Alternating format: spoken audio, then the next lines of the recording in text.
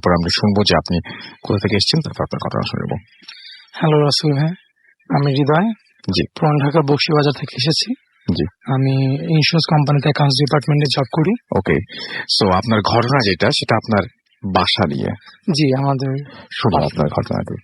জি রাসেল ভাই, ঘটনাটা অ্যাকচুয়ালি আমার আম্মুর কাছ থেকে শোনা, এবং এই ঘটনাটা মানে যখন ঘটেছে তখন অ্যাকচুয়ালি আমার আমার তখন আমি জন্ম হয়নি তখন। আচ্ছা, আমার জন্মের আগে আমার বোনরা তখন ছোট ছিল। কত বছর আগে হতে পারে? অ্যারাউন্ড আপনার 30 হবে। আচ্ছা, 30 ইয়ার্স আগে। তার কি ভাই, ঘটনাটা হচ্ছে উত্তরা হাউস বিল্ডিং এ মানে অনেক পুরো এক ল্যান্ডলর্ড থেকে আমার আব্বু একটা ডুপ্লেক্স বাড়ি কিনেছিল।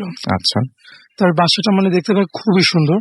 আপনার দোতলায় সুইমিং পুল আছে, আপনার নিচতলা বড় একটা অডিটোরিয়াম মতো আপনার হল রুম, আর এক একটা রুম বিশাল বড়, 300-350 স্কোয়ার ফিটের মতো অনেক বড় বড়। তো ভাই বাসাটা আব্বু বেশ খুশি ছিল, আর খুব রিজনেবল প্রাইসে নিতে পেরেছিল। আপনি বলেছিলেন বলতে গেলে অনেক কম দামেই পেয়েছেন। অনেক কম দামে ভাই, অনেক কম দামে। একটা 10,000 সেলফোন যদি আমি 1500 টাকা 2,000 টাকা পেয়ে যাই, ব্যাপারটা ঠিক সেরকম। জি। তার কি ভাইয়া, ঘটনাটা হচ্ছে আমরা যখন বাসা কেনার পরে আমার ফ্যামিলি, আমার আম্মু, আমার বোনরা যখন থাকা শুরু করলো, তখনকার তখন ভাই সেখানে থাকা অবস্থায় উইদিন 2 উইকস এর পরপর বিভিন্ন জিনিস আমরা ইয়ে করতো, অবজার্ভ করতে, ফিল করতো। লাইক আপনার ছাদের মধ্যে কেউ দৌড়াচ্ছে, ঘোড়ার শব্দ, ঘোড়া দৌড়ানোর শব্দ আসছে, আপনার নুপুর পড়লে যদি ডান্স করলে যেরকম একটা শব্দ আসছে, ওইরকম শব্দ পাওয়া যাচ্ছে। আবার মনে করেন আমরা বসে সবাই মনে করেন ফ্যামিলি সবাই খাওয়া দাওয়া করতে, আব্বুরা আম্মুরা আপনার সিলিং থেকে ফ্যান পড়ে গেল, কারো উপরে পড়েনি, দেখা যাচ্ছে ওই একটু ডিস্টেন্স মিডলের দিকে আছে সেটা পড়ে গেল। আবার মনে করেন ঝুমুর খুলে পড়ে গেল, প্রায় ঘটনাগুলো ঘটতো। তো নর্মালি কিন্তু সিলিং থেকে ফ্যান খুলে পড়া বা ঝুমুর এই জিনিসটা কিন্তু নর্মালি হয় না, একদম সচরাচর না ঘটনাগুলো, খুবই উইয়ার্ড। ব্যাপারটা আব্বুর কাছে খুব ভিন্ন লাগলো যে এরকম কেন হতেছে। তারপরে আমাদের বাসায় যে আপনার কাজের লোকগুলো ছিল, তারা আপনার কাজ করতে পারতো না, তারা অনেকে না বলে বলেই চলে গেল, অনেকে ছুটে যেত যে আমরা দেশে যাব, সমস্যা আছে একটু পারিবারিক আমরা যাবো। দেখা যাচ্ছে আমার ছুটি যদি না দিত, না আমার তুমি ঈদে যাবা, ঈদে একবারে বকশিস টকশিস টাকা নিয়ে যাবা, এর আগে কেন যাবা, দেখা যাচ্ছে তারা না বলেই চলে গেত যে টাকা পয়সা লাগবে না, নেই, তারা চলে গেছে। আবার যারা দেখা যাচ্ছে থাকতেছে, তারা অনেক সময় ফিজিক্যালি ইনজোর্ড হয়ে যাচ্ছে, কারো হাত পা ভেঙে যাচ্ছে, একাকি ভাই কাজ করতে করতে তারা কোনোভাবে তারা ব্যথা পাইছে, তো বলতেছে যে আমি এরকম কাজ করতেছিলাম, আমি পিছলাম, খুব বাজেভাবে আমার হাত ভেঙে গেছে, পা ভেঙে গেছে। আবার অনেকে এমন হচ্ছে প্যারালাইজড এর মতো মুখ টুক বাঁকা গেছে, অনেকে এরকম আম্মু বললো। আব্বু দেখলো যে বাসাটা নেওয়ার পর এরকম কেন হইতেছে, খুব খুব একটা সমস্যা। আব্বু বললো যে না থাক, আমরা এই বাসা আর থাকবো না, আমরা একটা কাজ করবো না, পুরান ঢাকায় যেই থাকি। আব্বু এই বাসাটা থিঙ্ক করলো যে একটা কেয়ারটেকার এখানে আমরা চলে যাই। তো আমরা আব্বুরা এসে পড়লো। তা আসার পরে আব্বুরা ইয়া পায় যে এই বাসা নাকি শুটিং এর জন্য ভাড়া নেবে, তো দিল, ঠিক আছে। বিভিন্ন মুভি, বাংলা চলচ্চিত্র ছবির শুটিং হচ্ছে, তারপর সিরিয়ালের শুটিং হচ্ছে, তো হচ্ছিল। কিন্তু সেই ভাই শুটিং চলাকালীন সেই শুটিং এর ডিউরিং এও ওই প্রবলেম গুলো কিন্তু হচ্ছে, কিন্তু তফাৎ হচ্ছে তারা জিনিসগুলো অতটা মাথা চড়া দিচ্ছে না, যে না ঠিক আছে আমরা কাজ করে আমরা চলে, তারা তো থাকতেছে না। আব্বু কিন্তু কন্টিনিউসলি খবর পাচ্ছে ওই কেয়ারটেকারের মাধ্যমে, আমাদের জাহাঙ্গীর ভাই উনি বলতেছিল কন্টিনিউসলি যে হ্যাঁ এরকম হয়েছে, ওই ওনাদের স্পটলাইট ভেঙে গেছে, ওনাদের ক্যামেরা আজকে হয়ে গেছে, আবার অনেক কিছু হারিয়ে গেছে, চুরি হয়ে গেছে। তো আব্বু পরে অলমোস্ট 1.5-2 বছর হয়ে গেল। আব্বু বললো যে না, এ বাসা আমরা থাক, শুটিং এর জন্য ভাড়া দেবো না, আমরা একটা কাজ করি, এটাকে ভেঙে রেনোভেট করে আমরা নতুন করে বাসাটা আমরা উঠাই, এটা বিল্ডিং উঠা, আপাতত ডুপ্লেক্স বাড়ি, আমরা এটাকে ইয়ে করি, দালানের মতো উঠাই। তো ঠিক আছে, তো আমরা যাওয়ার পরে আব্বুরা যাওয়ার পরে ইয়ে করলো, আপনার বাবরা যখন শুটিং চললো, তো মিলাদ টিলাদ পরে আচ্ছা, আব্বু গেল মসজিদের মধ্যে ইমাম সাহেব কেনার জন্য, তো বললো যে চলেন এই ব্যাপারে আমাদের পাশে একটু একটা মিলাদ পড়বো একটা নর্মালি। তো বললো ঠিক আছে যাবো, আপনাদের বাসার লোকেশনটা কোথায়? তো বাসার লোকেশনটা আব্বু দিল যে আমাদের এত নম্বর বাসায়, এই যে এখানে এই সেক্টর। তো হুজুর শোনার পরে ভাইয়া একটু ইয়ে হয়ে গেল মানে নর্মাল যেমন একটা কনফিডেন্টলি যে হ্যাঁ চলেন কোথায় যাব, কোথায় আপনার বাসা। তো সেই কথা শুনে পর সে যেমন একটু নিঝুম হয়ে গেল।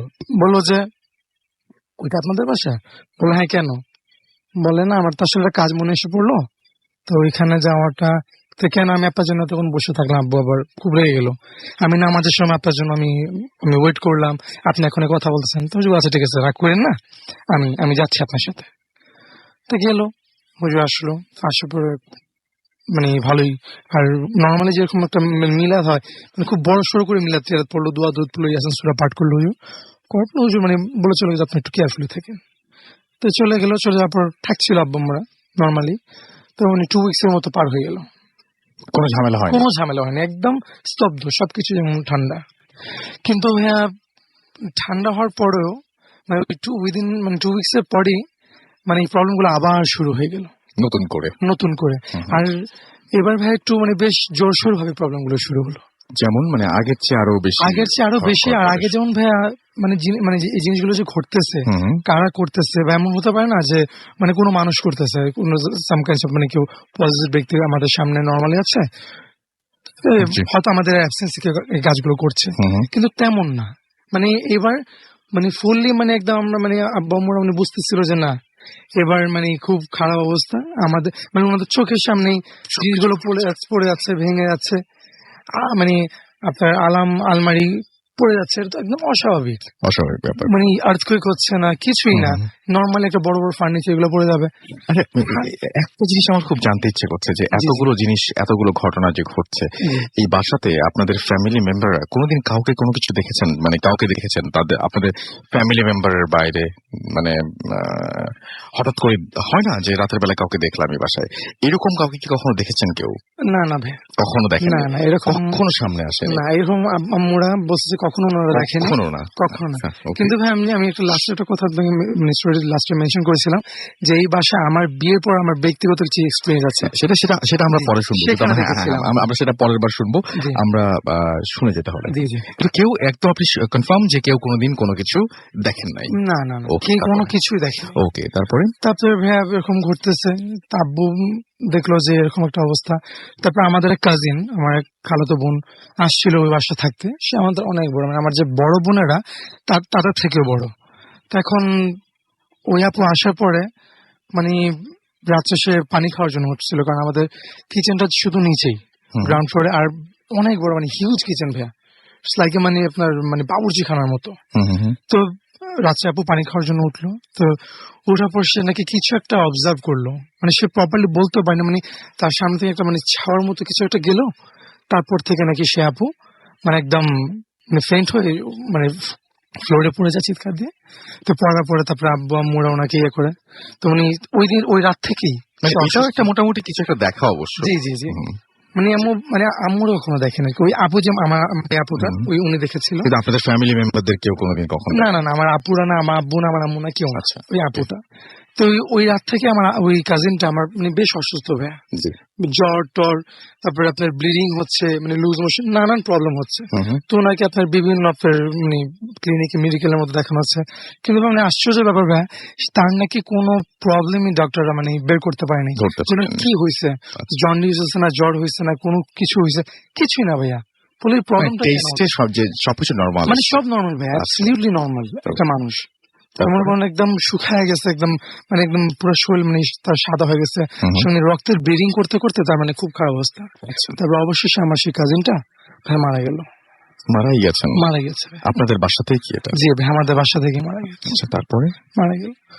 তারপর ভাই মারা যাওয়ার পরে আব্বু দেখলো যে না এত বড় একটা সমস্যা এগুলো আমাদের মানে ধরতে পারে ফ্যামিলি, আমাদের মানে কাজিন ফ্যামিলি। অবশ্যই আব্বু দেখলো যে আমার বাচ্চার মতো আমাদের এখানে থাকতেছিল, আমাদের সাথে আমাদের ফ্যামিলি একজন, ওরা তো একটা ক্ষতি হলে আমার তো আরো আমার সন্তান আছে, আমার বাচ্চা মেয়েরা আছে, আমার বউ আছে, ওদের তো একটা প্রবলেম হতে পারে। তা আমার এই বাসায় থাকা যাবে না, আমার একটা কাজ করা হচ্ছে, বাসার আমি ভেঙেই ফেলবো। আব্বু থিঙ্ক ওটা ভেঙে ফেলবে।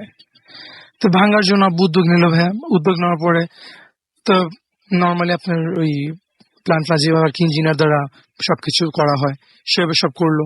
তারপর একটা কন্ট্রাক্টরকে আপনার কন্ট্রাক্ট দিল যে এটাকে ভেঙে তারপর নতুন করে কাজ স্টার্ট হবে।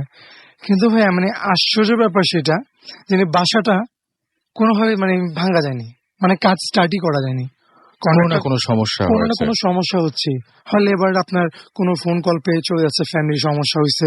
আবার কেউ মনে করেন মানে ইনজোর্ড হয়ে যাচ্ছে, কোনোভাবে প্রবলেম পড়তেছে, মানে তাদের কোনো দেখা যাচ্ছে মানে যে অস্ত্র দিয়ে কাজ করতেছে সেটা ভেঙে যাচ্ছে আনফরচুনেটলি, মানে প্রবলেম তারা ফেস করছে, সমস্যা তাদের হচ্ছে ভাইয়া। তো এখন এই অবস্থাতে কন্ট্রাক্টর বললো যে না, আমি এই কাজ নেব না, আমি আমি আপনার কাজটাকে ছেড়ে দিলাম, আপনি অন্য করে দেখুন, আমার হাতে সময় নেই। সে একটা বাহানা করে মানে চলে গেল। তাব্বু থিঙ্ক করলো ঠিক আছে, দরকার নেই। বিক্রির চেষ্টা করছিলেন মানে পরে আবার? ভাইয়া অনেক চেষ্টা করছে, কেউ নিতে চায় না। কেউ মানে সে দিয়ে করলো না। তারপর ভাই আরেকজন কাব্বু মানে দূর থেকে নিয়ে আসলো, হুম, মানে এবার আচ্ছা উত্তরের সাইডে কেউ না, মানে আচ্ছা। দূরের একজন, তোমাকে জি। আমরা কন্ট্রাক্ট দেবো, এখানে তোমার লেবাররা থাকবে কাজ করাও, মানে তুমি যেটা বেটার মনে করো, উত্তরের সাইডে আমার হুম, কাজটা হুম। তুমি করা দিবা। তো লোকটা তো ভাইয়া দূর সাইডে, তো সে তো আর তেমন আমাদের এখানকার কিছু জানে না, তা আসলো কাজ করে দেয়। একই প্রবলেম তারও ভাইয়া, কাজ করতে পারতেছে না, কিছুই না। তো সে বললো যে না, আমি এই কাজ করতে পারবো না, আপনি একটা কাজ করুন, আপনি এটা অন্য কাউকে দেন। তাবু বলে আপনারা কি লাগাইছেন, আমি আপনাদের কাজ দিয়ে আপনারা নেবেন না, মানে এটা কেমন কথা? এটা কি আপনাদের কাজ না, আপনাদের দায়িত্ব না? আপনি অন্য কাজ পেলে কি আপনি এটা চলে যাবেন? মানে আব্বু ভাবতেছে যে উনি এটা কেন করতেছে, হয়তো অন্য কোনো বড় কাজ পেয়েছে তাল বাহানা। আব্বু বলছে কি টাকার তাহলে ঠিক আছে, আমি আরো আপনাকে টাকা বাড়ায় দেবো। বলে টাকার কোনো সমস্যা না দাদা, আমি আপনার বলি, আমার লেবারে কাজ করতে পারতেছে না। দ্বিতীয় ঘটনা হচ্ছে আমি নিজে খুব অশান্তিতে আছি। আমি আপনার বাসায় কাজ নেওয়ার পর থেকে আমি খুব প্রবলেম ফেস করতেছি। লাইক আপনার, আমি স্বপ্নে দেখে যে এই বাসার কাজ তুই হাতে কেন নিছিস, এই কাজ তুই করে ফেল, নাহলে তোর ক্ষতি হবে, তোর তোর গ্রামে যে বউ বাচ্চা আছে আমি তাদের ক্ষতি করে ফেলবো। আর লেবারদের সমস্যা তো ভাই হচ্ছে।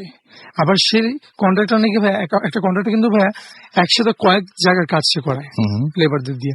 সে নাকি আমাদের বাসায় কাজ হাত নেওয়ার পর থেকে সে কোনো কাজই পেত না, মানে কোনো কাজই সে হাতে নেয়নি আর। আচ্ছা অথচ সে নাকি মানে তার রেকর্ড, সে অন্তত 2-3টা কাজ সে একসাথে করায়, আচ্ছা। বিভিন্ন মানে সাইটে একসাথে করায় সে। ওকে, তাহলে এরাও ফেল করলো, এরা এরপরে ফেল কি হলো? করলো। তাব্বু তো ভাইয়া মানে যেটা সত্যি কথা, খুবই এখন ভাগানো যাচ্ছে না, কারো কাছে বিক্রিও করা যাচ্ছে না। বিক্রিও করা যাচ্ছে না। এখন আপনার বাবা তাহলে কি করবেন? এখন আব্বু তো মানে খুব ভাইয়া ওটা আতঙ্ক আছে, কি করবে, কিছু খুব ভয়।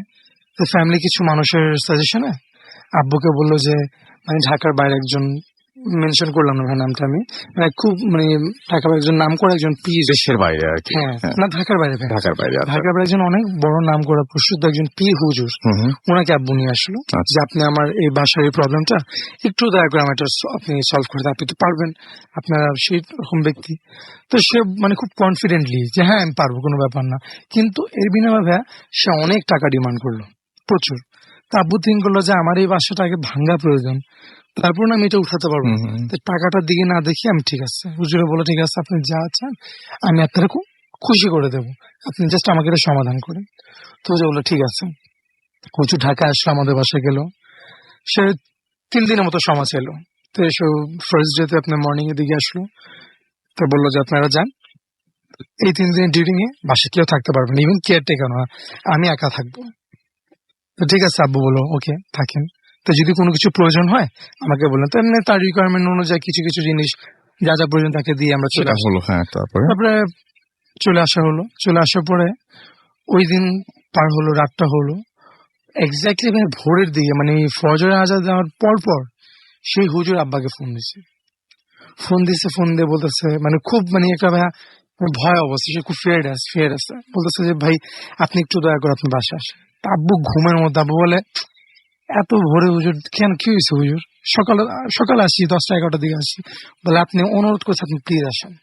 তারপর একটু মানে এত ভোরে আমরা অ্যাকচুয়ালি পুরো ঢাকা মানুষ আমরা সহজে উঠি না ভাইয়া।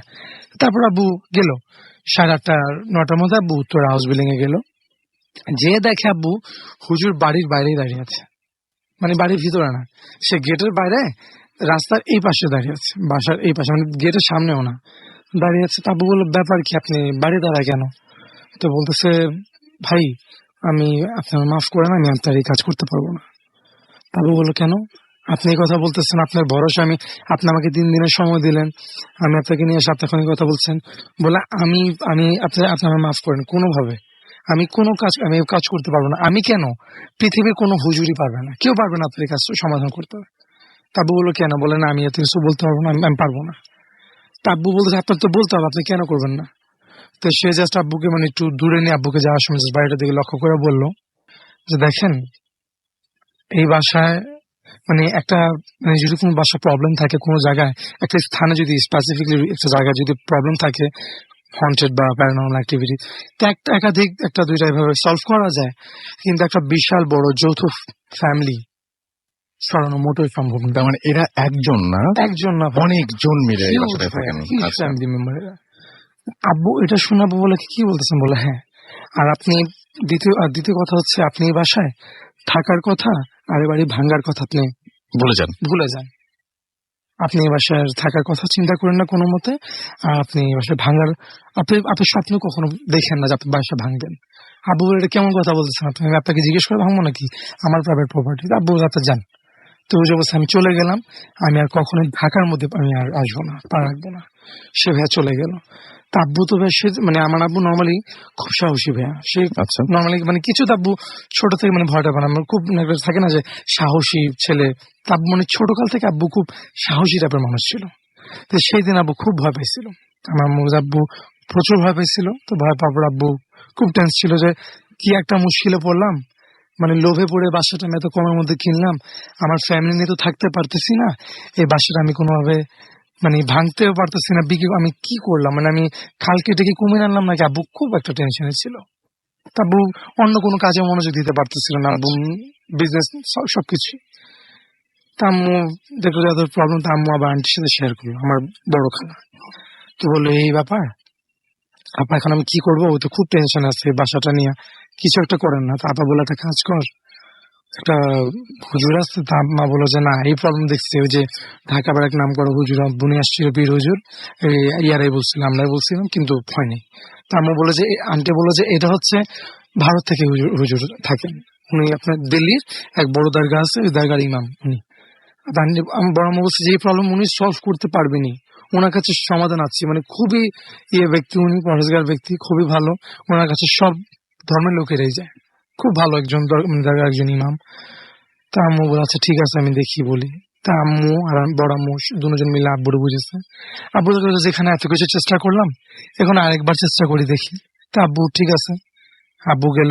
তা আবার আন্টি বললো যে উনি হয়তো দেশে এবার কোথাও কিন্তু যাওয়া আসা করেন, নাও আসতে পারে, একটা কাজ করি আমি তোমার সাথে যাই। তা বড় আম্মু আব্বুর সাথে আসলো, গেল। তো এক্স্যাক্টলি তাই, সে তো বলছে না আমি কোথাও যাই না, আমি আমার দেশের বাইরে আমি কোথাও যাওয়া আসা করি না। তো এই অবস্থা হওয়ার পরে এখন খুব রিকোয়েস্ট করলো আমার বড় খালাও, ওনাকে খুব মানেন। উনি বললেন যে আমি আপনার কাছে রেগুলার আসছি, আপনি আমাকে আমার কথা শুনে, আমার ছোট ভাই খুব মানে আমার বন্ধু খুবই একটা বিপত্তিতে আছে, আপনি একটু ওনাকে রক্ষা করেন। তুমি খুব রিকোয়েস্ট করতে রাজি হলেন, ঠিক আছে আমি যাবো। তার সাথে ওনাকে ভাই মানে প্লেনে নিয়ে আসা হইলো, ঠিক আছে সেটা ঠিক আছে। আসলো। নিয়ে আসার পরে সেই এয়ারপোর্টে নেমেই সে বলতেছে যে আমি, তার প্রথম ঠিক হলো যে এখন ডাইরেক্ট নিয়ে একটু ওয়ার্ড দেখায়, উনি আগে যাক বাসা অনেক একটু রেস্ট করাই, রিল্যাক্স হবে, তারপর নাহলে কালকে ওনাকে নিয়ে যাবো। কিন্তু সেই এয়ারপোর্টে নেমে বলতেছে যে আমাকে আগে ওই বাসায় নিয়ে যাও যেখানে ওই প্রবলেম গুলো হচ্ছে। সে মানে উর্দুতে বলতেছে যে আমাকে ওই বাসায় নিয়ে চলো। তা বলো, এখান থেকে যাবেন, আপনার তো মনে হয় ক্লান্ত। বলে যে না না, আমার ক্লান্তি বোধ তোমরা চিন্তা করো না, আমি ডাইরেক্ট ওই বাসায় যাবো। আমি ওই উদ্দেশ্যে আসছি, আমি থাকতে আসিনি, ঘুরতে আসিনি, আমি যত জলদি সমাধান করে আমি চলে যাবো। তো বললো ঠিক আছে। তো নিয়ে আসলো ওই বাসার মধ্যে। তো এসে আসার পর বাসাটা ভাই মানে সে মানে আসে না, এই ধরনের নর্মাল ব্যক্তি তো একটা মানে প্যারানর্মাল প্লেসে গেলে তারা বুঝতে পারে যে কিরকম একটা ঠান্ডা, একটা অন্যরকম ওয়েড একটা আবহাওয়া। তো ওনারা ভাই আরো বেশি বুঝবেন ডেফিনেটলি। তো ঢুকার পর ভাইয়া উনি মানে টান পা রাখার সাথে সাথে আব্বুর আন্টিকে বাধা দিলেন যে তোমরা ঢুকো না, তোমরা দাঁড়া, আমি নিজে মানে বাসাটাকে আমি ময়না করে আসি, দেখে আসি। তো বললো আপনি চিনলেন? বলে আমার চিন্তা করো, আমি দেখে আসবো, অসুবিধা নেই। তুমি গেলো তো বেশ, তুমি আমার বলছে যে তোমরা ভিতরে এসো না, আমি দেখে এসে বলবো, সময় লাগতে পারে। তো গেল। তো অলমোস্ট ভাইয়া 45 মিনিটস এর মতো সে ভিতরে ছিল। তো ভিতরে আব্বুরা তো খুব টেনশন যে ব্যাপার কি, ওনার কিছু হইলো নাকি, গেলে এখন আসলো না। তা বড় আম্মু বলে যে না থাক, যাওয়া উচিত হবে না, এখন যদি যাবো হুজুর তো খেপে যাবে, আমরা দাঁড়াই উনি আসবে। ঠিক উনি আসলো 40-45 মিনিট পরে। তা আসার পর ভাইয়া মানে আসার সময় আব্বুরা খেয়াল, সে যখন বের হচ্ছে দেখতেছে ওনার হাতে একটা মাথার খুলি, মানুষের মাথার খুলি আর 2টা হাড্ডি, মানে এইভাবে সে এক হাতে। এটা একদম আপনারা শিওর দেখেছেন? একদম কনফার্ম, আব্বু আর বড় আম্মু দেখছে। আচ্ছা, নিয়ে আসছে উনি। তো আব্বু আর বড় আম্মু দেখে তো একদম মানে অবাক যে কি এটা, বড় আম্মু তো খুব ভয় পেয়েছে, বলছে এটা এটা কি হুজুর? বলছে যে এটা মানে হুজুর লোকেশন দিল দোতলার মধ্যে যে আপনার মাস্টার বেডরুমটা আছে ওইখানের মধ্যে এই মাস্টার বেডরুমের মধ্যে ছিল। কিন্তু মানে কেমন সিচুয়েশন ছিল যে মানে আমরা এখানে চলাফেরা করতেছি কিন্তু এখানে আছে কিন্তু আমাদের চোখে ভয় পড়ে নেই, মানে ইনভিজুয়াল টাইপের মানে ইনভিজুয়াল অবস্থা ছিল। তো হুজুর ওইখান থেকে নিয়ে আসছে, বলে ওই দোতলার রুম, মানে আব্বু বুঝতে পারলো যে মাস্টার বেডরুম, চলো ওই রুম থেকে আমি এটা পেয়েছি। তো বললো কি হবে, বললো ওইখানেই ছিল, তো এটা এরকম অবস্থা পেলাম। তো আব্বু বাইরে বের হইলো, তো হুজুরটাকে ওই বাসার ভিতরে মানে বাড়ি থেকে বেরো কিন্তু বাসার সীমানার ভিতরে যেখানে গাড়ি গাড়ি রাখা যায়, তো ওখানে সাইডে ওই ময়লা টলার ডাস্টবিনের ওখানে রাখলো। রাখার পরে আব্বু আর বড় মুখে বাড়ি নিয়ে এসে বলতেছে যে শোনো, এই তোমার এই বাসার প্রবলেম যে সমস্যার প্রবলেমটা আমি সলভ করার চেষ্টা করতে পারি। আমি বলবো না যে আমি সলভ করেই ফেলবো, কিন্তু আমি চেষ্টা করতে পারি, ঠিক আছে? কিন্তু এখানে একটা প্রবলেম আছে, আমার একটা প্রবলেম হতে পারে। আব্বু বললো কি হুজুর? তো বললো যে আমি মারাও যেতে পারি। আব্বু বললো এটা আবার কেমন কথা? বলে হ্যাঁ, আমি মারাও যেতে পারি, তোমার বাসার অনেক বড় সমস্যা। মানে হুজুরটা এত সাহসী ছিল, মানে সে সে বলতে পারতো যে আমি চলে যাবো, আমি আমি আমি এগুলোর প্রবলেমে নেই। সে বলতো স্যার এই বাসার মধ্যে যে প্রবলেমটা আছে এটা সলভ করতে হলে হয়তো আমি আমি মরে যেতে পারি, মরে যেতে পারি, কিন্তু এটার মধ্যে আমার একটা কন্ডিশন আছে। তা বললো কি, তো তুমি যদি চাও আমি বাসার প্রবলেমটা সলভ করি, তা আমার দুইটা কন্ডিশন তোমাদের মানতে হবে। এক, আমি যদি মরে যাই আমার বডিটাকে, আমার দেহটাকে আমার দেশে আমার ফ্যামিলির কাছে তোমরা হস্তান্তর করবে যেখান থেকে আমি আসছি। আর দ্বিতীয়ত হচ্ছে আমার যে ফ্যামিলিটা আছে, আমার বউ বাচ্চা আমি যে রেখে আসছি, তাদের রেসপন্সিবিলিটি তো তোমরা নিবা, কারণ আমি তোমাদের সমস্যার জন্য আসছি। আর যদি আমি সলভ করে ফেলি তাহলে তো কোনো দরকার নেই, তাহলে তোমাদের প্রবলেম সলভ করে আমি আমার দেশে চলে যাবো, আর এর বিনিময়ে আমাকে তোমার কোনো টাকা পয়সা কোনো কিছু দেওয়া লাগবে না। আমি এটা মানে এইভাবে করে যাবো, উপকার করার মতো উপকার করে আর করবো, কি। জি। মানে আমার কাজ এটা, কারণ আমি এগুলো এরকম হুম, করেছি, জি। আমার কিছু লাগবে না, আমি আর কারো থেকে কিছু নেইও না। তা আব্বু বলতেছে এটা আবার কেমন কথা বলতেছেন আপনি? তারপর শুনে একটু অবাক। তা বড় বললো যে না হুজুর এটা কেমন, বলো যে হ্যাঁ এটা জানা তো কোনো সমস্যা না। তো বড় বলতেছে কি অন্যভাবে সলভ করা যায় না? বলে অন্যভাবে সলভ করবা? অন্যভাবে সলভ করার ইয়েটা হচ্ছে কি, যদি অন্যভাবে সলভ করতে চাও এগুলো তো সরাতে পারবে না, মানে এই বাসা যদি ভাঙতে চাও মানে এর জন্য মানে অনেক কিছু তোমাদের দিতে ঠিক হবে। আছে, সেগুলো হলো, তারপরে কি হলো, মানে মূল জায়গাটায় আমরা ঠিক আসি। আছে, তারপরে হলো ভাই হুজুরে এক রাতে সময় নিল, জি, বললো যে মানে তার কিছু রিকোয়ারমেন্টস ছিল, আমার এগুলো লাগবে। জি। তা আব্বু নশ্বর তাকে আছে যে আব্বু বলছিল যে এখানে একটু বলে দেবে, হ্যাঁ যে আব্বু বললো যে আমি আপনার ফ্যান, আপনার বডিটাকে আমি আপনার দেশে পাঠানোর ব্যবস্থা করবো, যদি আল্লাহ না করুক আপনার কিছু হোক, আমি চাই না ক্ষতি হোক আপনার, যদি হয় আমি এটা করবো। আর দ্বিতীয়ত আমি আপনার ফ্যামিলি রেসপন্সিবিলিটি নিতে পারবো না, কিন্তু হ্যাঁ যাতে আপনার ফ্যামিলি চলতে পারে আমি এতটুকু এই চেষ্টা আমি ব্যবস্থাটা আমি ওখানে করে দিয়ে আসবো। হুম, তো উনি আব্বা কথা শুনে আব্বু বলে ঠিক আছে, কারণ আব্বু বললাম মিথ্যা বলতে পারবো না যে আমি করবো, কিন্তু আমি আপনার উপর করবো না, আমি কেন করবো? তা উনি হুজুর রাজি হয়ে গেল। তো হুজুর বলে ঠিক আছে আমাকে একটা রাতে সময় দিতে হবে। তো ঠিক আছে উনি রাজি হয়ে গেল।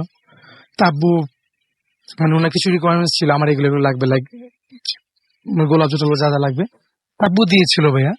সব দেওয়ার পর সে ওই দিন ভাইয়া বিকালে হুজুর থেকে আব্বুরা মানে আব্বু বড় আম্মু সবাই বিদায় নিল।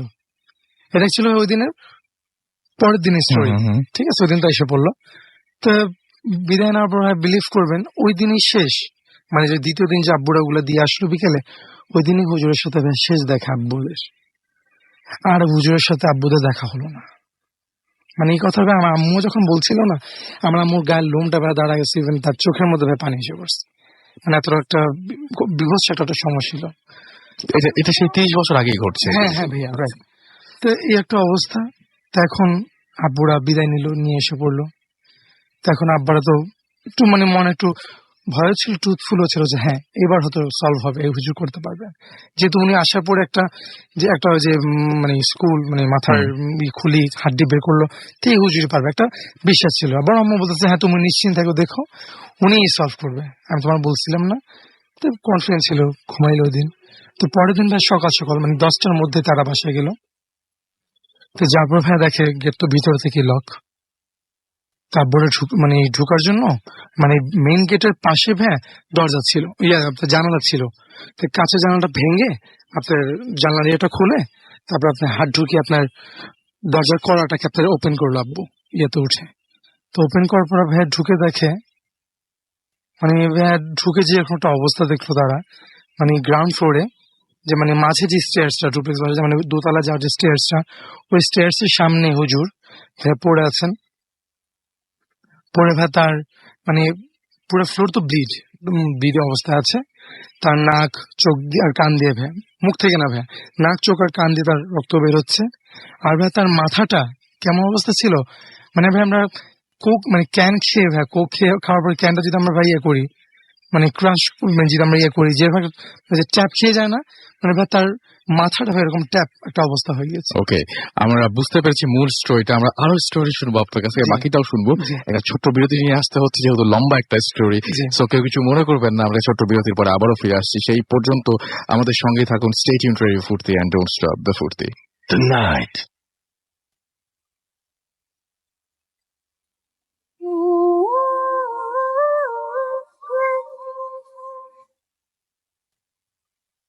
Welcome back. ঘড়িতে সময় রাত 12টা বেজে 32 মিনিট। আমরা চলে আসছি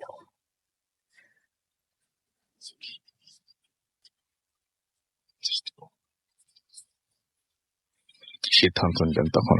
এরপরে ভাই আমরা মানে আমার ফ্যামিলি আর ওই বাসায় থাকতেই পারলো না, তারপরে তারা চলে তারপরে আপনারা কোনো চেষ্টাও করেন নাই না, ফার্দার না, কোনো কাউকে? মানে সব ভাবে আব্বু ফেল হয়ে গেল। আর ওখানে থাকার লাভটা কি, তো চলে আসলো। তারপর আমরা মানে পুরনো ঢাকা এসে আমার ফ্যামিলি থাকা শুরু করলো। ওই বাসাটা ওইভাবে মানে রেস্ট্রিক্টেড অবস্থা ছিল, ইভেন স্টিল ওইভাবে আছে, ওইভাবে আছে, ওইভাবে আছে। এবং এটা কেউ সলভ করতে পারেনি। কেউ না ভাই, আপনি মানে মানে বাড়িটা এবং এই জিনিসগুলো যে বলছেন আপনি, এগুলো চোখের সামনেই ঘটতো, দুপ করে জিনিস পড়ে যাচ্ছে, ভেঙে যাচ্ছে। সাডেন। আচ্ছা, আর মানে আমি ব্যাপারগুলো তখন আমি আরো শিওর হলাম যখন আমি বিয়ের পর এখানে সেটেল হয়েছিলাম অফিসিয়াল কাজে। অফিসে আচ্ছা, আমার আপনি তার কিছুদিন নিজেও ছিলেন। জি আমি তো সেই বিষয়ে আমরা কথা বলবো, সেই বিষয়ে আপনার কাছে পরে আসবো। হ্যাঁ, sure. আমাদের আরো অতিথি আছেন, একটা ঘটনা তো হলোই। জি। এবং থ্যাংক ইউ ভেরি মাচ। এবং এইটা হচ্ছে উত্তরাতেই, উত্তরার জি। মধ্যে একটা প্রপার জায়গায় এরকম একটা অবস্থায় বাসাটা পড়ে আছে, এবং আপনি বলছিলেন যে খুব অল্প দামের মধ্যে সেই বাসাটা কিনেছিলেন। জি। তো আমার কাছে একটা জিনিস কি, যে এটা হচ্ছে যে আপনারা যখন ফিল্মও দেখবেন তখন একটা জিনিস খেয়াল করবেন যে এই ধরনের ঘটনা ঘটার আগে মানুষের সবসময় দুটো পথ থাকে, একটা হচ্ছে সহজ আর একটা হচ্ছে কঠিন, মানে তুলনামূলক সহজ আর কঠিন আর কি। তো দেখা যায় যে মনে করেন যে এই রাস্তাটা মানে সোজা আপনার বাসার দিকে গেছে, আর এই রাস্তাটা দিয়ে গেলে আপনি একটু মানে আপনাকে একটু সময় নিয়ে যেতে হবে, বাট এই রাস্তাটা সেফ। আপনি সময় বাঁচাতে গিয়ে হয়তো ওই রাস্তাটা যাবেন, যখন আপনি সুবিধা নিতে চাইবেন তখন এই ঘটনাগুলো বেশি ঘটে আর কি।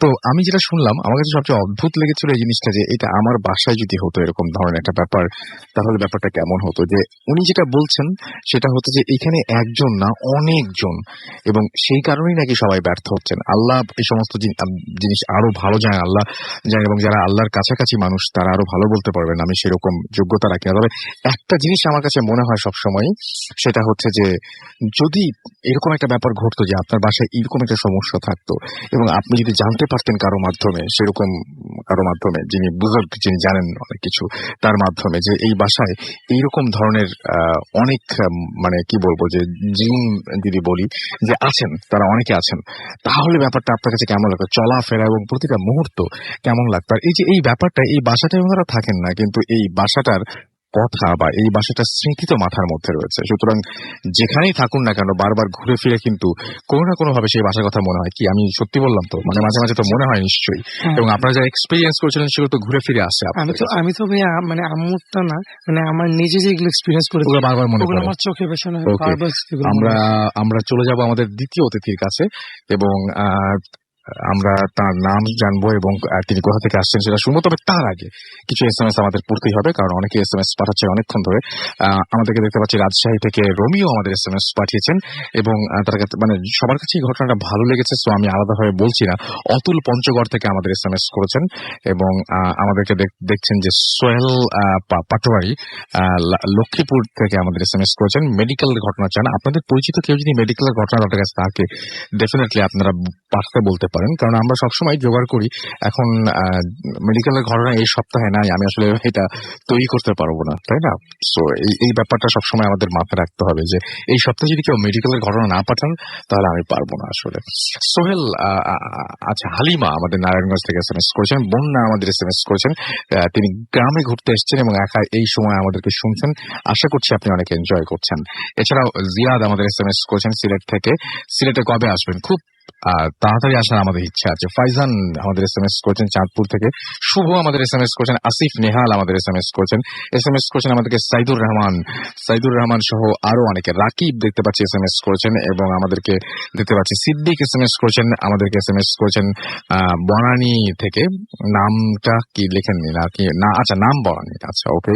আমাদেরকে আরাফ উত্তরা থেকে SMS করেছেন, আসাদ ভূতের গলি থেকে, এছাড়া অভিজিৎ ভট্টাচার্য আমাদের SMS করেছেন সিং থেকে, এছাড়াও মুনিরা আমাদের SMS করেছেন, মুনিরা আনজুম সহ আরো অনেকে। যাই হোক, আমার মনে হয় যে আমি এই সমস্ত ক্ষেত্রে যেটা করি সেটা আপনাদেরকে বলতে পারবো যে ভয় পেলেই সবসময় মনে হয় যে একটা জিনিস, সেটা হচ্ছে আমার সৃষ্টিকর্তাকে স্মরণ করতে হবে, এবং সেকেন্ড যে ব্যাপার সেটা হচ্ছে যত দ্রুত সম্ভব সেই চিন্তাটাকে অন্য কোনো দিকে নিয়ে যেতে হবে। হ্যাঁ, অন্য কোনো কিছু চিন্তা করতে হবে, এটা একটা বাঁচার উপায় মনে হয়। আমরা চলে যাই আমাদের দ্বিতীয় অতিথির কাছে। আপনার নামটা প্লিজ একটু বলবেন, তারপর আপনার ঘটনায় আমরা যাব। তো আমি ঘটনাটা সরাসরি চলে যাচ্ছি। সেটা হচ্ছে আপনার 1995-96 সাল হবে। আমি আসি আপনার মুক্তিযুদ্ধ মন্ত্রণালয়তে আসি। তো যাই হোক, তো এটা আমাদের একটা অঙ্গ প্রতিষ্ঠান আর কি, মিমি চকলেট লিমিটেড। তখন আমি ওখানে চাকরি করি, আমি অ্যাকাউন্টসে চাকরি করেছি। যাই হোক, তো সেদিন যেদিন ঘটনা ঘটে সেদিন আমি উত্তরা হাউস বিল্ডিং মানে কোয়ার্টারে থাকি, অফিসিয়াল কোয়ার্টারে আমার মেজর ভাইয়ের।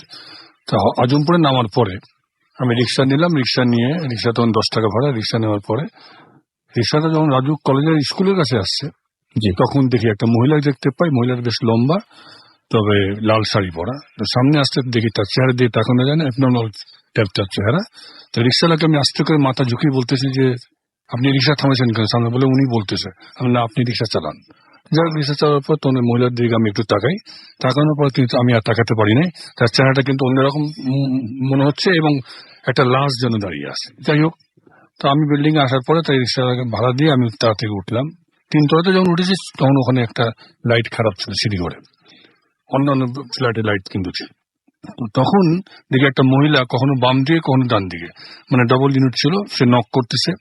আর আমি দেখতে পেলাম যে তখন ওই তালা লাগানো আছে। তখন আমি বললাম যে এই যে আপনি কার কাছে যাবেন?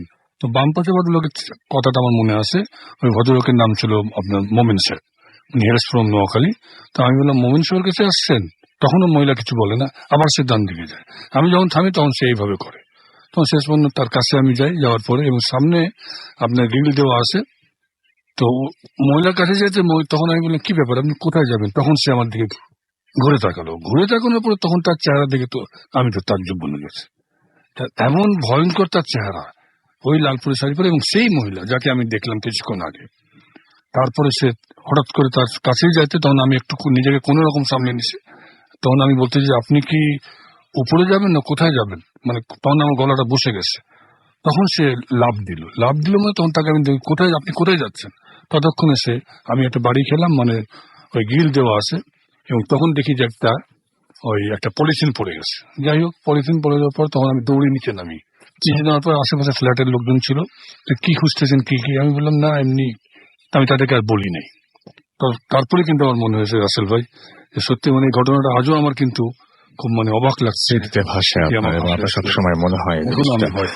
ওকে, অনেক ধন্যবাদ আপনাকে আপনার ঘটনার জন্য। আমরা একটা ইমেইলে যাই, এবং এই ইমেলটা পাঠিয়েছেন আমাদের একজন লিসেনার, এবং তিনি যেভাবে লিখেছেন, আমি তারপরে এটা পড়ার পরে আমার কাছে খুব অন্যরকম লাগার কারণে আমি আবার তাকে মেইল করে সেটা জানিয়েছিলাম, এবং তিনি জানিয়েছেন যে না, আমি বলেছিলাম যে এটা কতখানি মানে আমি সত্যি বা এটা সত্যি কিনা একটু প্লিজ আপনি একটু আমাকে আবার কনফার্ম করবেন। তো উনি সঙ্গে সঙ্গে আমাকে আবার এটা পাঠিয়েছেন, এবং তিনি জানিয়েছেন যে না, এটা আসলে সত্যি। তো যাই হোক, আমি সেটাই পড়ছি, এবং এখানে যেভাবে লিখেছেন সেভাবেই পড়ছি। আসসালামু আলাইকুম, আশা করি ভালো আছেন, কারণ আপনি সবসময় ভালোর দলে থাকেন। আমার পক্ষে স্টুডিওতে এসে ঘটনা বলা সম্ভব না, তাই পাঠালাম, ভালো লাগলে পড়ে শোনাবেন। ঘটনাটি 2010 সালের জানুয়ারি মাসে আমার সাথে ঘটেছিল।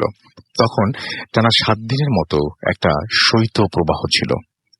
আমি আমার বন্ধু সোহাগ একটা কুরিয়ার সার্ভিস কোম্পানিতে জব করতাম। যেহেতু কুরিয়ার সার্ভিস কোম্পানি তাই নাইট ডিউটিও করতে হতো। তেমনি এক রাতে ডিউটি করছিলাম। হঠাৎ অফিস থেকে বলা হলো আজ রাতে কিশোরগঞ্জে যে গাড়িটি যাওয়ার কথা ছিল সেটা নষ্ট হয়ে পড়ায় সেটা যেতে পারবে না, তাই আমাকে প্রয়োজনীয় জিনিসগুলো নিয়ে কিশোরগঞ্জ যেতে হবে। আমিও সানন্দে রাজি হয়ে গেলাম। প্রয়োজনীয় কাজগুলো শেষ করে আমার বন্ধুকে ব্যাপারটা জানালাম। ও ঘটনা শুনে বলল, তুই একটু দাঁড়া, আমার কাজ প্রায় শেষ, আমিও যাব তোর সাথে। আমি তো মহা খুশিতে ওকে নিয়ে রওনা হলাম। অফিসের গাড়িতে করে ভৈরব পর্যন্ত গেলাম। যখন ভৈরবে নামলাম তখন বাজে রাত 3:15। আমার সাথে যে জিনিসগুলো ছিল তার মধ্যে কিছু জিনিস মূল্যবান থাকায় এত রাত্রে বাস স্ট্যান্ডে থাকা নিরাপদ মনে করলাম না, তাই আমি সোহাগকে বললাম একটা সিএনজি ঠিক করতে। সোহাগ খুব তাড়াতাড়ি একটা সিএনজি পেয়ে গেল। আমরা রওনা হলাম। কিছু দূর যাওয়ার পর সিএনজিটা একটা পাম্পে গ্যাস নেওয়ার জন্য ঢুকলো। ঘটনা এখান থেকে শুরু। পাম্পে সিএনজি থামানোর পর আমি সোহাগকে বললাম, তুই সিএনজিতে বস, আমি ওয়াশরুম থেকে আসছি। আমি ওয়াশরুম থেকে ফিরে দেখি সোহাগ সিএনজির সাথে হেলান দিয়ে দাঁড়িয়ে আছে আর আমাকে দেখে একটু হাসি দিল। আমি সিএনজির মধ্যে ঢুকে চালককে বললাম, ভাই চলেন। ড্রাইভার তখন সিএনজির পাশে দাঁড়িয়ে আমার জন্য অপেক্ষা করছিল। ড্রাইভার আমাকে বলল, ভাই আপনার সাথে লোক তো আপনার পরপরই ওয়াশরুমে গেল, সে তো এখনো আসেনি। আমি বললাম, কি বলেন, ও তো পাশেই দাঁড়ালো।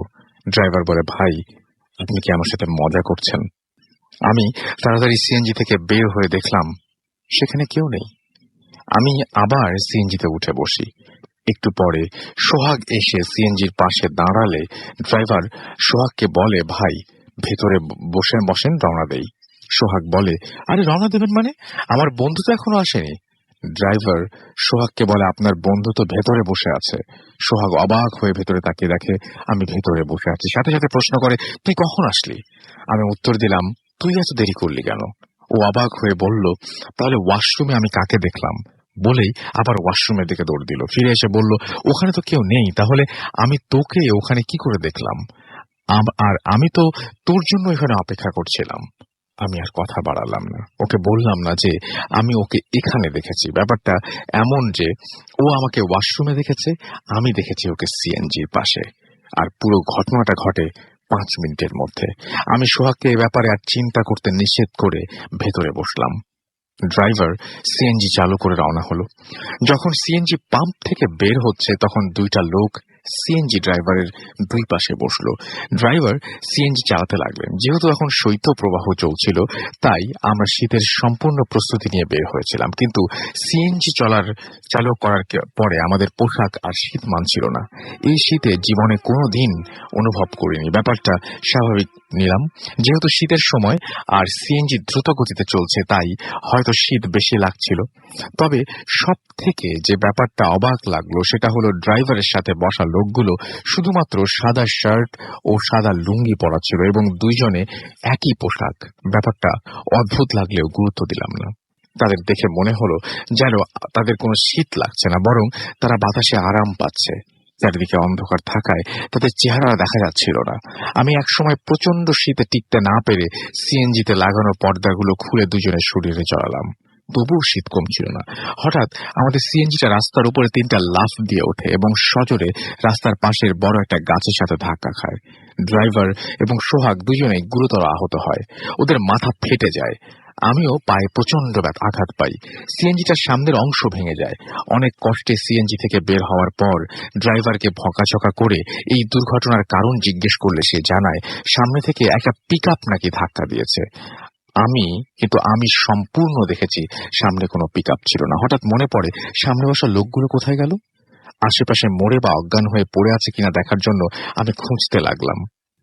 তখন ড্রাইভার আমাকে বলল, ভাই আপনার জিনিস তো এখানে, আপনি ওই দিকে কি খোঁজেন? আমি ড্রাইভারকে জিজ্ঞেস করলাম, আপনার পাশে যে 2জন লোক বসা ছিলেন তারা কোথায়? ড্রাইভার আমার মুখের দিকে তাকিয়ে যেন কথা বলার ভাষা হারিয়ে ফেললেন। ড্রাইভার আমাকে অবাক করে দিয়ে বললেন যে তার পাশে তো কেউ ছিল না। তিনি পুরো রাস্তা আমাদের দুজনকে নিয়েই সিএনজি চালিয়েছেন। সব থেকে বড় আশ্চর্যটা তখনও আমাদের জন্য অপেক্ষা করছিল।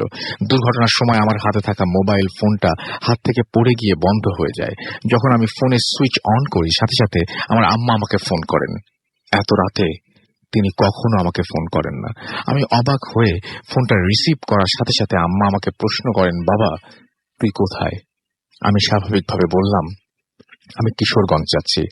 আম্মা আমাকে প্রশ্ন করলেন আমি সুস্থ আছি কিনা। আমি কারণ জিজ্ঞাসা করতে আম্মা বললেন তিনি নাকি স্বপ্নে দেখেছেন আমি অ্যাক্সিডেন্ট করেছি। আমি এতটাই অবাক হই যে আর কিছু বলতে পারছিলাম না। পরে ফোন দিচ্ছি বলে ফোনটা কেটে দিয়ে ড্রাইভার ও সোহাগকে নিয়ে কটিয়াদি হাসপাতালে যাই। বলে রাখা ভালো, আমার অ্যাক্সিডেন্ট হয় কটিয়াদি থেকে ঠিক 1 কিলোমিটার আগে, যেটা আমি পিলারে লেখা দেখেছিলাম। এই ছিল আমার ঘটনা। ভালো থাকবেন সবাই। এই ছিল ঘটনা এবং আমি পড়লাম এবং আশা করছি আপনাদের সবারই যথেষ্ট ভালো লেগেছে। ঘটনাটা খুব অদ্ভুত এবং আমি বললাম যেটা সেটা যে এই ঘটনাটা শোনার পরে, এই ঘটনাটা পাওয়ার পরে আমি আবার তাকে ইমেইল করেছিলাম যে ঘটনাটা আপনি আরেকবার প্লিজ একটু কনফার্ম করেন যে এটা একটা সত্যি ঘটনা। আমরা চেষ্টা করি ভাই, আমরা আসলে আমার প্রবলেমটা হচ্ছে আমার 2 দলে থাকতে হয়। একটা হচ্ছে যিনি ঘটনা পাঠাচ্ছেন তার সঙ্গে আমাকে থাকতে হয় এবং তার কাছ থেকে খোঁজ খবর নিতে হয় এবং মানে সবসময় তিনি যেন অনুভব করেন যে আমি যিনি ঘটনা পাঠাচ্ছেন তার সাথেই আছি। ঠিক একইভাবে আপনাদের সবকিছু শুনতে হয় আমাকে, এবং আপনারা যখন অবিশ্বাস করেন বা কোনো কিছু আপনাদের কাছে বিশ্বাস করতে কষ্ট হয়, আমি সেটা বুঝি এবং এটা মাঝে মাঝে আমারও হয় এবং সঙ্গে সঙ্গে আমি আবার কনফার্ম করতে বলি। ব্যাপারটা হচ্ছে যে আমরা চেষ্টা করি যে এই যে ঘটনাগুলো আমরা পাচ্ছি সেগুলোর সাথে যতটা সম্ভব সবসময় যাচাই বাছাই করে নেওয়া, এবং আমরা চাই সবসময় এই একই রকম এই বিষয়টা, এই আস্থাটা আসলে রাখতে হবে। এটা বিশ্বাসের ব্যাপার। আসলে আমি যে মানে আমি আপনার বিশ্বস্ত অর্জন না করলে আমি সৎ না অসৎ এটা আপনি বুঝতে পারবেন না। যাই হোক, আমরা বিরতি নিয়ে আসি এবং বিরতির পরে আমরা আবারও ফিরে আসব এবং সেই পর্যন্ত আশা করছি আমাদের সঙ্গেই থাকবেন। স্টে টিউনড, রেডিও ফুর্তি, ডোন্ট স্টপ ফুর্তি। না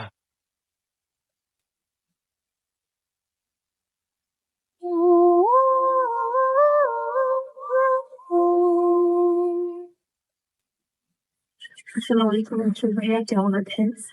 আমি জানি আপনি ভালো আছেন, প্রান্তিক সবসময় ভালো চলে। আমি ফারহানা। আজকে আমি যে ঘটনাটা আপনার সাথে শেয়ার করবো সেটা আমার সাথে ঘটে যাওয়ার একটা ঘটনা। সেটা এখানে ঘটেছে সিডনিতে, সেখানে আমি থাকি।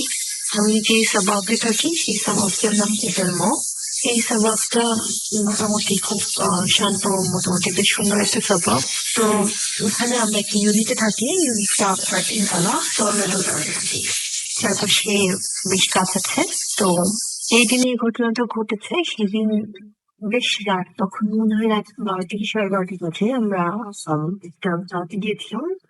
তো দাওয়াত থেকে ফেরার পরে আমি রান্নাঘরে সম্ভবত পানি আনতে গেছিলাম। তো আমি যখন পানি এসেছি হঠাৎ করে আমার মনে হলো যে রান্নাঘরে আমার নিচে জানালাতে পাশে এখানে বড় গাছ। তো মনে হলো এই গাছটায় কেউ একজন বসে আছে, কিন্তু অন্ধকারে আমার very sure that there was someone involved. আমি বারবার দেখছিলাম, এই কারণে আমার কাছে বারবার একটা আমার সিক্স সেন্স বলে মানুষের একটা জিনিস আছে, আমার কাছে মনে হচ্ছে যে there is something sitting there and just watching me. তো আমি এখন ফিল হচ্ছিল যে আমি being watched. তো আমি বারবার করে দেখছিলাম যে ওখানে কি সত্যি কেউ আছে। আমার প্রথমে সুপার ন্যাচারাল কিছু মনে আসে না, আমার প্রথমে মনে হয়েছে যে মেবি ওখানে কি কেউ আছে or something. তারপরে আমার যখন করে মনে হয় এখন তো রাত 12:30 বাজে, এত রাতে ওখানে কেউ বসে থাকবে।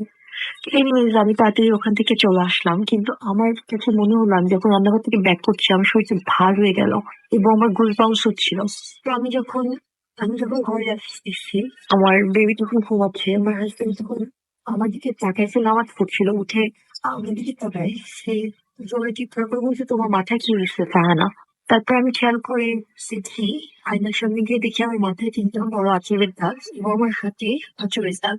এবং there is no way যে মানে আমার ছোট বাচ্চাটা এত ছোট, আমার মনে হয় না যে ওর হাতে এত ডেঞ্জার হবে। এবং হাতে আঁচড়ের দাগের মধ্যে একটা পশু যেরকম বড় অনেক নখরওয়ালা আপনার জড়ি যদি আঁচড় দেয় যেরকম হবে, আমার হাতে আমার মাথায় এরকম আঁচড় ছিল। কিন্তু আমি বুঝতে পারি নাই যে কখন এই আঁচড়গুলো আসলো, কি হলো। শুধু আমি এটা ফিল করতে পারি যে আমাকে যেন খালি ভয় পাচ্ছে, আমি অকারণে ভয় পাচ্ছি, ভয় পাওয়ার কোনো কারণই নেই। এবং আমার গুজবাম্পস হচ্ছে। এরপরে যেটা হয় যে আমার হাজবেন্ড আমাকে ড্র করে ফু দিয়ে দেয় এবং পুরো বাড়িতে সে তার কুচকে পরে ফু দিয়ে দেয় পুরো বাসার চারপাশে। এরপর আস্তে আস্তে আস্তে আস্তে আমি স্বাভাবিক হই, কিন্তু সেই দাগগুলি আমার বেশ 7-8 দিন পর্যন্ত ছিল।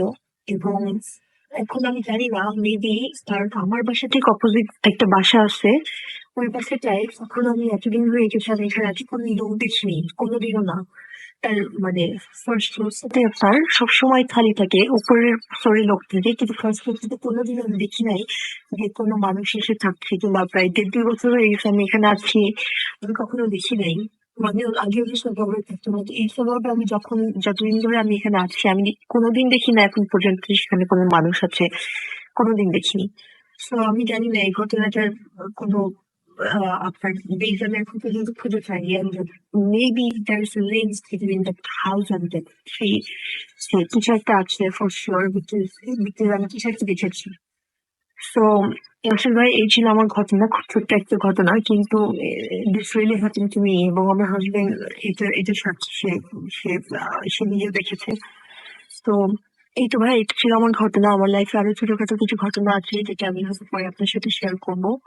আর আপনাকে আমি ধন্যবাদ দিতে চাই ভূত এফএম এর কারণে, কারণ ভূত এফএম কে আপনি এমন একটা উচ্চতায় নিয়ে গেছেন, আমার মনে হয় ইনশাল্লাহ কেউ কখনো এই আপনাকে সারপ্রাইজ করতে পারবে। বিকজ মানে ভূত এফএম এর একটা রিয়েলি ক্লাস আছে যেটা আমি কখনো অন্য কোনো এফএম এ কিংবা অন্য কোনো প্রতিবেশী দেশেও কখনো শুনিনি। এরকম কোনো অনুষ্ঠান কিংবা শো এর ব্যাপারে যেটা আপনি যেভাবে এই শোটা আপনি উপস্থাপন করেন। Thank you so much for that. আমরা ভূত এফএম এর সাথে আছি এবং মনে হয় সবসময় থাকবো। বাই। থ্যাংক ইউ চমৎকার ঘটনা পাঠানোর জন্য। 12:55 সময় এবং চলছে ভূত এফএম, শুনছেন সবসময় রেডিও ফুর্তি। আমি রাসেল আছি সাথে, এবং দেখতে পাচ্ছি ফেসবুকে আপনারা অনেকেই লিখছেন, এবং বৈশাখ রয় আমাদের লিখেছেন নাইস ভূত এফএম। ফারুক আহমেদ অনন্ত মালদ্বীপস থেকে তিনি শুনছেন আমাদেরকে। এছাড়াও মিজান অনামিকা আমাদের সাথে বলছেন যে তিনি বলছেন যে এখন যে লম্বা ঘটনাটি চলছে তা খুব ভালো লাগছে। একটু আগে যে লম্বা ঘটনা আমরা শুনলাম সেটার কথা বলছেন। ইমরান খান আমাকে বলেছেন যে আর একটা পাঠাবো, কষ্ট করে পড়বেন প্লিজ। ডেফিনেটলি আমরা পড়ার জন্যই আছি। আপনার ঘটনা আপনি যত কষ্ট করে পাঠান, আমরা তার চাইতে অনেক অধৈর্য হয়ে যায় আপনাদের ঘটনা পাঠানোর শোনার জন্য বা পাওয়ার জন্য। সো অবশ্যই অবশ্যই যে যখন মনে হবে, যার মনে হবে, যে মুহূর্তে মনে হবে ঘটনা পাঠাতে ইচ্ছা করবে, পাঠিয়ে দিবেন একদম। এছাড়াও আর এছাড়া ভূত এফএম তো আপনাদের শো, সুতরাং এটা নিয়ে চিন্তার কোনো কারণই নেই। এছাড়াও রূপন আমাদের SMS করেছেন, রূপন সাহা, এবং আজকের ভূত এফএম অনেক ভালোবাসা আশা করেছেন। রুবেল হোসাইন আমাদেরকে দুবাই থেকে তিনি আছেন আমাদের সাথে, এবং তিনি আমাদেরকে এখনো শুনছেন, এবং আমাদেরকে তাসনিম ও ওয়াইসি আমাদের SMS করেছেন, এবং তিনি বলছেন ফার্স্ট স্টোরি সেটা হচ্ছে যে the first story tonight was undoubtedly the best of all experiences. আচ্ছা, ওকে, থ্যাংক ইউ ভেরি মাচ। আমাদেরকে এছাড়াও দেখতে পাচ্ছি তুহিন SMS করেছেন, মামুন, সুলতানা, ঐশী, এছাড়াও SMS না, এগুলো সব ফেসবুকের আমি লেখা পড়ছি, আলিজাদ, মাহিন সহ আরো অনেকে। এছাড়াও আমাদেরকে দেখতে পাচ্ছি লিখেছেন শাওন মোর্শেদ সরোয়ার। এটা হচ্ছে আমাদের ভূত এফএমের যে পেজ, সেই পেজে তখন রেডিও ফুর্তির পেজ ছিলাম যে আচ্ছা এই ছবি যেটা দেয়া আছে সেটাতে আমি কোনটা, আচ্ছা এখানে আমার ছবি নেই, যারা পার্টিসিপেট করছেন তাদের ছবি দেওয়া আছে, এবং সেখানে লেখাও আছে যে আজকের অতিথিদের ছবি। শাহরিয়ার সৈকত আমাদের সাথে আছেন। এছাড়া আমাদের সাথে রয়েছেন দেখতে পাচ্ছি মীর শাহাদাত, মালয়েশিয়া থেকে তিনি শুনছেন 5 বছর ধরে। তিনি কিছু ঘটনা সংগ্রহ করেছেন, এই সপ্তাহে পাঠাবেন লিখেছেন যে এই সপ্তাহে পাঠাবো ইনশাল্লাহ আপনার ঘটনার অপেক্ষায় আমরা আছি। এছাড়া আব্দুল্লাহ আল হুসাইন লিখেছেন well enough. Okay, thank you very much আমাদের সাথে থাকার জন্য। হিমেল আমাদের SMS করেছে, এখানে লিখেছেন। এছাড়াও লিখেছেন দেখতে পাচ্ছি রুম্মান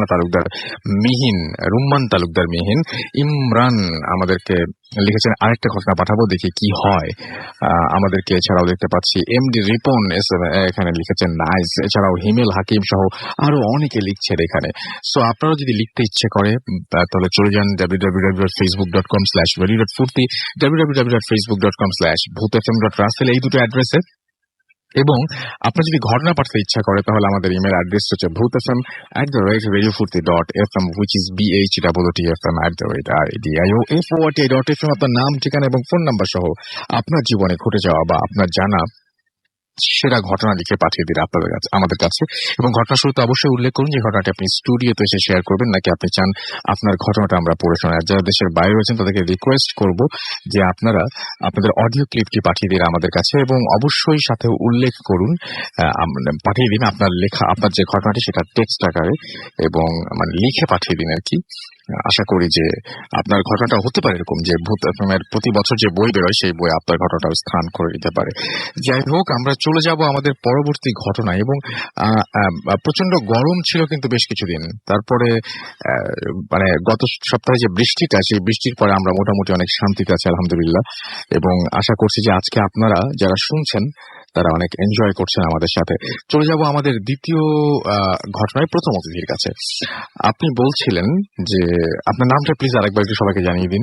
জি হৃদয় ভাই, সরি আসলে আমি হৃদয়। হৃদয়, তো হৃদয় আপনি বলছিলেন যে তারপরে 30 বছর পার হয়ে গেল এবং একটা সময় এর মাঝখানে আপনার বাবা মারা যান, জি এবং তারপরে আপনি বড় হন, চাকরি পান, তারপরে বিয়ে করেন, জি এবং একটা সময় মায়ের প্রচন্ড অমতের সত্ত্বেও নিজে 30 বছর আগের ঘটনা এবং অনেক পুরনো হয়ে গেছে এরকম কিছু একটা বলে, জি এবং অনেক অন্যায় মানে কি নাকি জোর করে একটা কথা বলে, জোর করে আপনি সেই বাসায় ওঠেন। এরপরে কি হয়? তো রাসেল ভাই মানে এই ঘটনাটা হচ্ছে আপনার 2011। তারপরে আপনার মা যা বলেছেন তখন আপনি সবকিছু শোনার পরেও ঠিক অতটা গুরুত্ব দেননি, বা আপনার কাছে গুরুত্ব দেওয়ার মতো কিছু মনে হয় না? না না না, আচ্ছা, মানে তেমন কিছু মনে হয় না। বললাম যে ঠিক আছে, এটা অনেকদিন আগে ঘটনা, এখন তো সব ঠিক হয়ে গেছে। এতদিনে কি এগুলো হবে? জায়গায় জায়গায় দালান কোঠা উঠে গেছে, এখন এগুলো জিনিস তেমনই। এবং আপনিও গিয়েছিলেন এই কারণে যে ওখান থেকে আপনার অফিস করতে সুবিধা হয়? হ্যাঁ, ওকে। জি। আমি ভাই 2011 আমি যখন আমার ফার্স্ট বেবি হয় তখন আমি একটা মাল্টিনেশনাল কোম্পানিতে আমি জব পাই। আমার মানে লাইফের একটা বড় জব ছিল সেটা, প্রথম বাচ্চার জন্য। তো আমার অফিস ছিল গুলশান 2 নম্বরে, এখানে ছিল। তো আমি থিঙ্ক করলাম যে আমি ওখান পুরান ঢাকা থেকে আমি আসবো, জ্যাম ট্যাম নানান সমস্যা, এটা কাজ করে আমি আশেপাশে শিফট হই। তোমার ব্রেন আসলো আমাদের নিজেদের বাসায় তো আছে, তো এখানে শিফট হই। তাই আমার বললাম যে আম্মা আমি একটা কোম্পানিতে জব পেলাম, তো আমি আমাদের যে উত্তরা বাসাটা আছে না, আমি ওখানে থাকবো। তো আমার বললো বাবা তুই কেন থাকবি? আমি বললাম যে কেন, কি হয়েছে? আমার ওখান থেকে অফিস করতে সুবিধা হবে, আর ইভেন আপনিও চলেন। বলে যে না বাবা ওইখানে যাইস না, ঠিক আছে। আপনি অনেক চেষ্টা করে অনেক মানিয়ে বুঝিয়ে, আচ্ছা ঠিক আছে, তারপর বাধ্যতা সত্য মানে আমি গেলাম। এই ওঠার পরে জি আপনার আপনি কখন বুঝতে পারলেন যে না ব্যাপারটা আসলে বাসা যেটা বলেছিল সেটা শোনা উচিত ছিল এবং ব্যাপারটা বেশ অস্বাভাবিক? জি মানে রাসেল ভাই ওখানে যাওয়ার পর যেমন বিভিন্ন পারপাসে, যেমন কিছু কেনাকাটা সদাই পাটির জন্য তো আমার দোকানে যেতে হয়। তো যখন কি আমাকে নতুন দেখতো, ভাই কোথায় থাকেন, কোথায় আসছেন, কখনো দেখিনি। তো আমি বলতাম লোকেশন যে এই বাসাটা আমাদের, অত নাম্বার বাড়ি, মায়ের জমা ভিলা, তো এটা আমাদের বাসা, এখানে আমি আসছি থাকতে। তো ওনারা আবার বলা বলি করতো ওই বাসা থাকতে আসছে, এটা কি ভাড়া আসছেন? না, বললাম যে না আমাদের নিজে প্রাইভেট প্রপার্টি। বলো আচ্ছা আচ্ছা, তো ঠিক আছে। তো অনেকে বলতো যে আচ্ছা মানে অ্যাভয়েড করে, কেউ একটু উইয়ার্ড ভাবে, আবার কেউ কেউ বলতো ভাই একটু সাবধানে থাকেন। তো এইগুলো মানে যখন আমার বাসার ডেফিনেশনটা দিতাম, সবাই না দেখতাম ভাই আমাদের খুব মানে ডিফারেন্ট ভাবে তাকাই, মানে আবার বলা বলে করতো এখানে থাকে এই লোকটা। তো আমি বললাম যে কেন, কোনো সমস্যা? বলো না ঠিক আছে, আইসেন আবার কিছু লাগলে মানে বাকি টাকাতে নিয়ে যায়। ওকে, নর্মালি সবকিছু চলতেছিল। তো একদিন ভাইয়া মানে এমনি কিন্তু আমরা টুকটাক জিনিস অবজার্ভ করতাম, লাইক আমাদের জিনিসপত্র হারিয়ে যেত। তারপরে আপনার আমার ওয়াইফ মানে বাচ্চার জন্য দুধ গরম করতো, দুধ মানে মানে আনফর্চুনেট দুধ মানে ফেটে যেত, মানে ফেটে যেতই ভাইয়া বাচ্চার দুধটা। মানে একটা টাইম থাকে যে এতদিন এত ঘন্টা রাখার পর দুধ নষ্ট বা কিছু পড়লে সামথিং কিছু, কিন্তু ভাই দুধ গরম করার পর রাখার মানে ঠান্ডা করার জন্য রাখতো ভাই, ফেটে যেত ভাই। আচ্ছা, মানে এমন একটা অবস্থা। তারপরে মনে করেন টুকটাক জিনিস হারাচ্ছে, ভাঙতেছে। আমার ওয়াইফের অনেক মানে এক্সপেন্সিভ ঘড়ি টড়ি এগুলো হারিয়ে গেছে। তো একদিন ভাইয়া মানে আমরা আবার রোজ কি করতাম ওখানে ভাই, খুব মানে একটু পুরনো মানে আশপাশ খুব টুইয়ে তো এখনো পুরোনো দিনের মতো, তো খুব মশা থাকে। মাগরিবের পর মশার খুব আলামত শুরু হয়ে যায়। তো আমার কি করে সন্ধ্যা থেকে মাগরিব বাজানোর পর ফ্যান ট্যান ছেড়ে ঘরটর খুলে আপনি মশা সব তাড়ানোর পরে অ্যারোসল দিতাম না, বাচ্চা যেহেতু ছোট আমার, অ্যারোসল মানে মশা তাড়ানোর পর সমস্ত গেট লাগিয়ে দিতাম। তা আমাদের তো কিচেন ভাই ছিল নিচতলায়। তো পরে আর কি আমার ওয়াইফের যেতে সুবিধা হয়, যেহেতু আমি থাকি না, আমার ওয়াইফ একা বাচ্চা নিয়ে। তো আমি মানে নিচের থেকে পাইপ বাড়ি থেকে টেনে আমাদের যে বারান্দাটা যে আছে রুমের সাথে কমন বারান্দা, কিচেনের উপরে বারান্দার মধ্যে চুল একটা এনে দিই, গ্যাসটা তার টেনে, তো তুমি এখানে বসে তুমি রান্না টান্না করো, বাচ্চার জন্য দুধ গরম করো, তোমার সুবিধা হবে। খামাখা নিচে দৌড়া যাবা, দরকার কি, কার কাছে বাচ্চা রাখবো, একা থাকো তুমি। তো একটা অবস্থা, আমাদের কোনো কাজের লোকও ছিল না, একাই আমরা থাকতেছিলাম, শুধু জাস্ট কেয়ারটেকার ছিল। তো এখন থাকতেছি। তো একদিন আমার ওয়াইফ আমাকে, ভাইয়া রাত্রে আমি আসছি 11টার দিকে, আমাকে বলছে আমার একটু বাবুর একটু একটা স্যালাড একটু গরম করে দে, একটু গরম পানি একটু বানা দাও। কারণ যে এখন তুমি এই সময় তুমি আমারে বলতেছো, তাহলে প্লিজ একটু যাও না, বাচ্চারা আমি ধরছি, তুমি একটু যাও। আচ্ছা ঠিক আছে। তা আমার না ভাইয়া, যেটা সত্যি কথা, আমি মানে খুব সাহসীও না, আমার খুব ভীতও না, আমার মধ্যে একটু ভয় কাজ করে। অন্ধকার জিনিস, রাত্রে একটু জায়গা, যেহেতু আম্মু উপেক্ষা করে বাসা আসলাম, তারপর একটা ভয় মনে কাজ করে। তো গেলাম ভাইয়া, তো আমি মানে ইয়েটা খুলে, বারান্দাটা খুলে আমি গেলাম গরম পানি করার জন্য। তো আমার বললাম যে দেখো আমি না একটু বারান্দা গেটটা প্লিজ খোলা রাখি, তুমি ইয়া করো। তো আমাকে বলছে না, গেট খোলা রাখা যাবে না, মশা টশা ঢুকে যাবে না, বাচ্চাকে কামড় দেবে, তুমি গেট লাগায় না, আমি তো লাগাই কাজ করি। তা আমি বললাম যাচ্ছে ঠিক আছে, মানে ওর কথা সাথে পারলাম না। তো গেট লাগানোর পরে আমি পানি গরম করতেছি। নর্মাল ভাবে চুলা এত তেজ, পানি দ্রুত গরম হয়ে যায়, কিন্তু ওই দিন মানে বসে আছি 5-6-7 মিনিট হয়ে যাচ্ছে, পানির বলকই আসতেছে না। তার মধ্যে আমার একটা কাজ করতেছে, যে আমাদের যে বারান্দাতে ঢোকার যে গেট এখান থেকে নিয়ে একদম ওই পর্যন্ত গ্রিল, একদম গ্রিল ভাই, বুঝতে পারছেন? তো মানে গ্রিলে আমি বসে আছি, আমার এই পাশে গ্রিল, আমি থিঙ্ক করতেছি যে না, আমি বাম দিকে তাকাবো না, পিছনে আবার গাছ আছে, আম গাছ আছে বাড়ির পিছনের দিকে, ওটা পিছন সাইড, তো আমি তাকাবো না পিছনে, আমি তাকাবো না। কিন্তু আমার মধ্যে মানে ওই যে কিউরিওসিটিটা কাজ করতেছে, মানে যেখানে আমরা বেশি করি যে আমি দেখবো না, চোখটা ওখানে যাবে। তো মানে না চাওয়া সত্য আমার চোখটা ওদিকে গেল, যাওয়ার পর আমি আর একটু খেয়াল করে দেখার চেষ্টা করলাম, দেখলাম ভাই আম গাছের উপরে, মানে যে আপনার যে ডালাটার উপরে একজন মানে মানুষের মতো শেপ, মানে ডালাটাকে এবার জড়া ধরে ভাই শুয়ে আছে, মানে ধরে আছে ল্যাপটা। তা আমি না ভাই ভাবলাম চোর টোর নাকি, আমি না আর একটু খেয়াল করে দেখার জন্য মানে উঠি নাই, ওই মানে মোড়াতে, প্লাস্টিকের মোড়াতে বসে আমি একটু মাথাটা একটু উকি দিলাম জানলার দিকে, গ্রিলের দিকে। ভাইয়া দেখলাম মানে বডি স্ট্রাকচার মানুষের শেপই, মানে চেহারাটা জানে ভাই কেমন, লাইক মানে কি বলবো, মানে টিকটিকের মতো সাম কাইন্ডস অফ ফেসটা ভাইয়া, খুবই ডিফারেন্ট প্যাটার্নের। আর একটা লেজ আসছে, লেজের মতো। তা আমি এটা দেখে না আমি খুব ভয় পেয়ে যাবে, আমি ক্লিয়ারলি দেখতে পাচ্ছিলাম না, কিন্তু এটুকু আমি শিওর যে ফেস স্ট্রাকচারটা টিকটিকের মতো ছিল। তা আমি যখন মানে খেয়াল করে দেখতেছিলাম, সেই জিনিসটা দেখার পর ভাই তার মানে রাইট হ্যান্ডটা জোরে জোরে সে নাড়াচ্ছে, মানে রাউন্ড ঘোরাচ্ছে, ঘুরেছে। এটা দেখে আমি খুব ভয় পেয়ে যাই। ভয় পাওয়ার পর আমি তো ভাইয়া দ্রুত পানিটা আমি নিয়ে ঘরে ঢুকে আমার খুব বকা দিচ্ছে আমার ওয়াইফকে, আমি কি তোমার মানা করছি গেটটা একটু ওপেন রাখো, একটু দাঁড়াও, তুমি দাঁড়ালে না, আমার আর কখনো তুমি রাত্রে আমাকে বলবো না কোনো কাজ করার জন্য, আমি যাবো না। তো সেদিন ভাই গেলাম, বুঝতে পারছেন, এবং সেদিন ভাই মানে জাস্ট স্টার্টিং মানে ভয় পেলাম, মানে যেদিন মানে আর থাকতে পারবো না, সেটা তো আরো পরে আসছে। এবং এর মাঝখানে আপনি বলছিলেন যে আপনি ছিলেন 8 মাস ওখানে, তার মধ্যে 18 দিন পুরান ঢাকায়, ওইখানে কয়েকদিন, আবার 1 মাস হয়তো ওখানে এরকম ভাবে থেকেছেন। তার মানে ওখানে আসলে খুব বেশি দিন থাকা হয়নি, ঝামেলা হয়ে চলে গেছেন। কোন দিন বুঝতে পারলেন যে না, আপনাদের এখানে থাকা যাবে না এবং যে কোনো ভাবেই হোক এখান থেকে পেরিয়ে আসতে হবে? জি, সেদিন ছিল ভাই, একটু ছোট করে বলবেন কারণ আমাদের সময় আর অনেকজন গেস্ট আছেন। জি ভাই, মানে ভাই সেদিন ঘটনাটা আমার ওয়াইফের সাথে ঘটলো, যেদিন পর থেকে থিঙ্ক করলাম যে না আর থাকাই যাবে না। আমি ভাই যেহেতু বললাম যে আমি সকাল 9টার দিকে অফিস বেরি, রাত 11টা 11:30 আমার বেজে যায় আসতে আসতে। তো আমি অফিসে, তাহলে আমাদের বাসায় আবার আপনার কারেন্ট চলে গেছে। তো কারেন্ট চলে গেছে, আমার ওয়াইফ একা, এখনো যে আবার কারেন্টটা কি করাবে, লোক নেই, আমাদের কেয়ারটেকার জাহাঙ্গীর হয়ে নেই। তা আমার ওয়াইফ আবার আমাকে ফোন লাগানোর চেষ্টা করতেছে, সে আমাকে ফোন করতে পারতেছে না, আনরিচেবল আসতেছে আমার নাম্বার।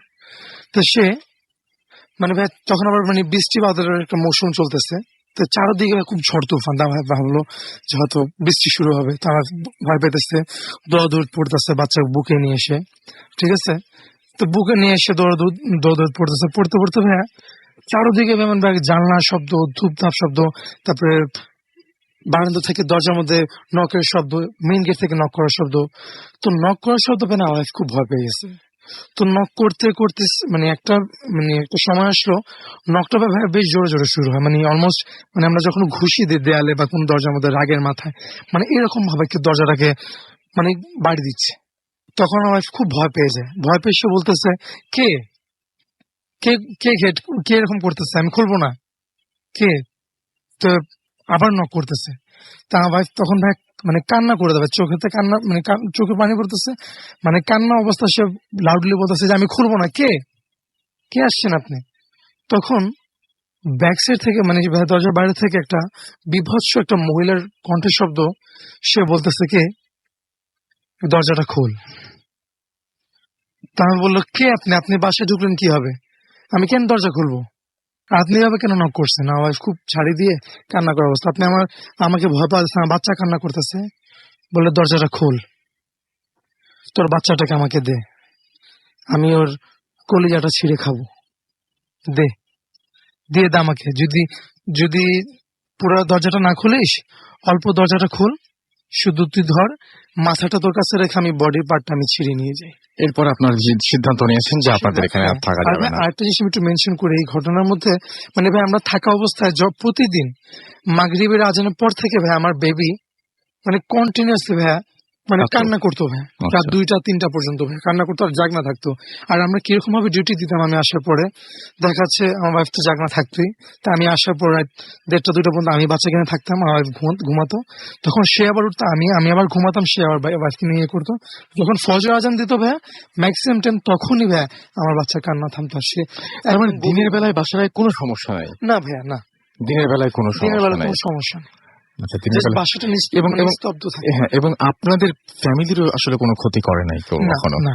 কোনো ক্ষতি করে নাই, কিন্তু কিন্তু হয়তো হতে পারতো ভাইয়া। হতে পারতো, কিন্তু জিনিসপত্র তো ওই যে মানে ক্ষতি বলতে এক সেন্সে যে ওই যে জিনিসপত্রগুলো হ্যাঁ, নষ্ট হতো বা এরকম কিছু, বাট অন্য কেউ থাকতে পারেনি আর কি। না, না। এবং আপনি বলছেন একবার বৃদ্ধাশ্রমের জন্য আপনারা দিয়েছিলেন, সেখানেও সম্ভব হয়নি। সেখানে সম্ভব হয়নি, তারাও মানে ব্যাকআউট করে গেছে, ইভেন 1 বছরের ভিতরে তারা বলেছে না আমরা এটাকে রাখবো। ওকে, আরো অনেক সময় নিয়ে আসলে আপনার এই বাসার গল্প শুনলে শেষ হবে না। জি জি ভাই। হ্যাঁ, মানে এইটা নিয়েই পুরো সময়টা কথা বলা যেত, যেহেতু আমাদের আরো অনেক অতিথি আছেন, সুতরাং তাদের সাথে কথা বলতে হবে আমাদেরকে। So thank you very much আমাদের সঙ্গে থাকার জন্য এবং আমাদের সঙ্গে আসার জন্য এবং আপনার ঘটনা শোনানোর জন্য। আমরা চলে যাচ্ছি আমাদের দ্বিতীয় অতিথির কাছে এবং তার ঘটনা আমরা শুনবো। তার আরো একটি ঘটনা রয়েছে, সেই ঘটনাটি শুনবো। প্লিজ আপনার নামটা বলে তারপর আপনার ঘটনাটা একটু শুরু করবেন। জি জি, তো আমি ঘটনায় চলে যাচ্ছি। এটা আপনার নামটা প্লিজ একটু আরেকবার বলবেন। আমার নাম হচ্ছে শেখ মোহাম্মদ নাজমুল হাসান। জি, আমরা চলে যাই। এটা ঘটনা আপনার 1997, তখন আমরা জীবিত ছিলেন। জি, আমার মা 99 সালে মারা যান। জি, তো আমি ওই অফিস আপনাকে বলেছি, ওটা মিমি চকলেট লিমিটেড, জি, মুক্তিযুদ্ধ কল্যাণ ট্রাস্টের প্রতিষ্ঠান। তো সেদিন ওই আগেকার ঘটনার মতোই আমি বিকেলবেলা মানে সন্ধ্যার পর অফিস থেকে ফিরতেছি, তো আজমপুরে নামার পরে রিক্সা নিয়েছি। রিক্সা নিয়ে যখন রিক্সা নিয়ে আসার পরে, তার আগে আমি একটু বলে রাখি, আমি মহাখালী থেকে 2টা ইলিশ মাছ কিনি, বেশ বড় বড় 2টো ইলিশ মাছ কিনি। দামটা নাইবা বললাম, কারণ এখন দাম বললে হাসি শোনাবে। তো 2টা ইলিশ মাছ নেওয়ার পর আম্মা আমাকে সবসময় বলতেন যে ইলিশ মাছ টাছ নিলে একটু শুকনা মরিচ রাখতে হয়। জি, কিন্তু সেদিন আমি শুকনা মরিচ ইচ্ছা করে নিই নাই, কাঁচা মরিচ যেহেতু ছিল, এবং কাঁচা মরিচ ওখানে আমি একটু 2-3টা দিয়েছিলাম সেই ব্যাগে। তো যাই হোক, তো আমি ফিরলাম। ফেরার পরে তো রিক্সাওয়ালাকে পয়সা দিতে গেছি, তো রিক্সাওয়ালা আমার দিকে না তাকিয়ে দেখি পেছন দিকে তাকিয়ে আছে। তখন একটা লোক, আমি ঘুরে পেছন দিকে তাকিয়ে একটা লোক দাঁড়িয়ে আছে, আমাকে দেখে সে আবার একটু পেছন দিকে চলে যাচ্ছে, মানে সিঁড়ি ঢুকতে এন্ট্রান্স পথে। জি, তো বললাম কি ব্যাপার, আপনি রিক্স ভাড়া নিচ্ছেন না? বলে হে আমার বারণ করতেছে। তো বারণ করতেছে, তো আমি তো আসছি, তো আমি তো আপনাকে ভাড়া দিচ্ছি, আপনি নেবেন না কেন? জোর করে তাকে ভাড়া দিলাম। রিক্সা লোকগুলো তাড়াতাড়ি যাওয়ার সময় সে বলে দিয়ে গেল যে লোকটার চেহারাটা কেমন যেন, আমি খুব ভয় পাইছি। আচ্ছা, তো যাই হোক, এরপরে আমি যখন ঢুকতে গেলাম, তখন যে লোকটা, একটা লোক, সে মানে সিঁড়িতে উঠতে যাবো, সে সিঁড়িতে ধরে পেছন দিক দিয়ে দাঁড়িয়ে আছে। তেমন ভাই কি, কোথায় যাবেন? এটা বলার সাথে সে দৌড় মারছে। সে উঠতেছে, আমি উঠতেছি, সে উঠতে করতে করতে আমার বাসা 5 তলা, ডান দিকে, বাম দিকে একটা ফ্ল্যাট আছে। তো 6 তলা গেছি, মানে ছাদে। তখন দেখি ডান দিকে সে লোকটা একটু পিছন দিকে তাকিয়ে সে লাফ দিয়ে দিল ছাদের উপর থেকে। জি, তখন আমি কেমন একটু আশ্চর্য হয়ে যাই, কিন্তু ভয় পেয়ে যায়। তারপরে আমি সিঁড়ি থেকে আসবো, তখন সিঁড়িটা দেখছি স্কেলেটারের মতো, মানে চলন্ত সিঁড়ি হয়েছে। এবং আমি চোখ বন্ধ করার চেষ্টা করতেছি, ভয় পাচ্ছি। আমি রেলিং ধরেছি, কিন্তু রেলিং সবসময় কাঁপতেছে আর কি, মানে মনে হচ্ছে এটা ভূমিকম্প।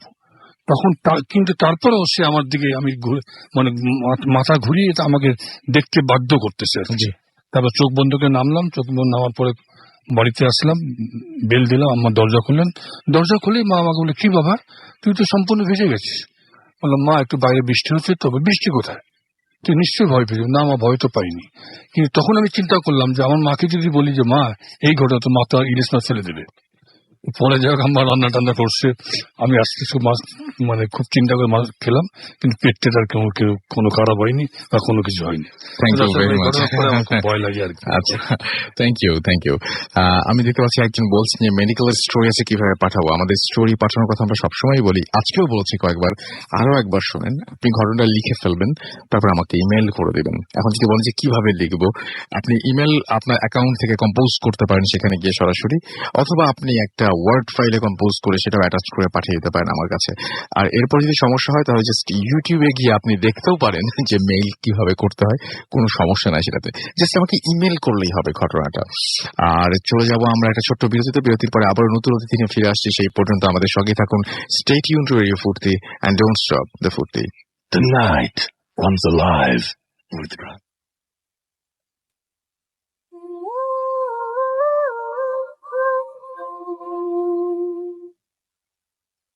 Right. The night comes alive with গ্রামীণ ফোন শুনছেন সবসময় রেডিও ফুর্তি 8.2 FM। আর এখন চলছে ভূত এফএম। ঘড়িতে সময় রাত 1:17।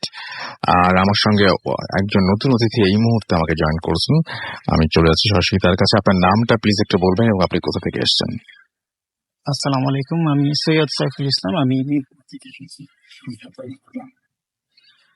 ঘটনাটা হচ্ছে 2008 সালের প্রথম দিকে আমি আমার দ্বিতীয় উপন্যাস লেখার সময় আমি বরিশালের একটা প্রত্যন্ত অঞ্চলে গিয়েছিলাম, আমার মামা বাড়িতে। তো সেখানে প্রথম দিন রাত্রেবেলা যখন আমি লিখতে বসলাম, তো রাত্রে মার্চের সময়টা সাধারণত একটু ঝিঝি পোকা অনেক ডাকে, অথবা মফস্বলে একটু প্রত্যন্ত অঞ্চলে দেখবেন যে শিয়াল ডাকে, তারপরে অন্যান্য পোকার মতো অনেক শব্দ হয়। তোমার মামা বাড়িটা হচ্ছে টিনের, ডুপ্লেক্স বাড়ি, টিনের কাঠের ঘর। তো আমি যেই রুমটাতে বসতাম সেই রুমটাতে হচ্ছে টিনের বাইরের দিকটাতে একটা জানালা আছে, টেবিলের পাশে আমি বসতাম রাত্রেবেলায় লিখতে। তো প্রথম দিন রাত্রেবেলা ঠিক 12টার সময় ঝিঝি পোকা ডাকছে, প্রচুর পরিমাণে ঝিঝি পোকা ডাকছে, শিয়ালের শব্দ। হঠাৎ করে সবকিছু বন্ধ হয়ে গেল, একদম চুপ, কোয়াইট। বন্ধ হয়ে যাওয়ার সাথে সাথে কর্কশ শব্দে একটা পাখি ডেকে উঠলো, অনেকক্ষণ ধরে ডাকলো পাখিটা, খুবই কর্কশ শব্দটা শুনে আমার গায়ে কাঁটা দিয়ে উঠলো। কিন্তু তখন ব্যাপারটাকে ওইভাবে গুরুত্ব দিলাম না, ঠিক আছে এটা তো হতেই পারে, মফস্বলে একটা। কিছুক্ষণ থাকার পরে আবার সিচুয়েশনটা ইজ আউট করলো, একই রকম ঝিঝি পোকার ডাক, তারপর অন্যান্য শব্দটা শিয়ালের ডাক শুনতে পেলাম। তো সেদিন রাত্রেবেলা এই জিনিসটাকে নোটিস করলাম না। দ্বিতীয় দিন যখন আমি আমার গল্পটা লিখতে বসলাম, ওই গল্পের একটা সিকোয়েন্স ছিল এরকম যে একটা দুর্ঘটনা হয়, দুর্ঘটনায় পুরো পরিবার মারা যায়, গাড়ির ভেতরে যারা থাকে পুরো পরিবার মারা যায়। ওই সিকোয়েন্সটা আমি যখন রাত্রেবেলা লিখতে বসলাম, আমি সম্পূর্ণ মশগুল হয়ে সিকোয়েন্সটা লিখছি। তো আগে রাতে যেহেতু মানে কোন বিদ্যুৎ চলে যায়নি, তো আমি ওইভাবে তৈরি ছিলাম না। ওই রাতে যখন আমি ঘটনাটা লিখছি, গাড়ির সাথে ধাক্কা লেগেছে, মানে একটা পরিবার সম্পূর্ণ রক্তাক্ত অবস্থায় পড়ে আছে, এরকম একটা সিকোয়েন্স লিখছি। ঠিক সেই সময়টায় যে ঝিঝি পোকার শব্দ, অন্যান্য শিয়ালের শব্দ, যে শব্দগুলো সম্পূর্ণ নিস্তব্ধ হয়ে গেল, সাথে সাথে কারেন্ট চলে গেল। আমার হাতের কাছে ম্যাচ রেখেছিলাম, আমি মোম রেখেছিলাম। আমি কারেন্ট চলে যাওয়ার সাথে সাথে পাখির যে ডাকটা শোনার সাথে সাথে আমার সম্পূর্ণ গায়ে কাঁটা দিয়ে উঠলো, এবং আমি তখন মানে কিছুক্ষণের জন্য হলে স্টান্ড হয়েছিলাম। আচ্ছা, তারপর যখন আমি ম্যাচটাকে ধরলাম লাইট করার জন্য, ক্যান্ডেলটা, আমার হাত থেকে ম্যাচটা পড়ে গেল, এবং তৎক্ষণাৎ আমার জানালা থেকে আমি শুনতে পেলাম একটা রোহের শব্দ। আসলে ইউজুয়ালি কোনো প্রাণী এইভাবে গড় গড় করে শব্দ করে না, যেটা আমি শুনতে পেলাম। তো ওটা শুনতে পেয়ে আমি আরো ভয় পেয়ে আমার মেরুদণ্ডে দিয়ে একটা শীতল মানে একটা বয়ে যাওয়ার পরে তখন আমি করলাম কি, মানে তাড়াহুড়ো করে মাটি থেকে ম্যাচটা কুড়াতে চেষ্টা করলাম। করার পরে কিছুক্ষণ পরে পাখির ডাকটাও বন্ধ হয়ে গেল, ইলেকট্রিসিটিও চলে আসলো। ইলেকট্রিসিটি চলে আসার পরে আমি আশেপাশে সম্পূর্ণ ঘুরে দেখলাম, কিন্তু আসলে কোনো কিছু আমি পেলাম না।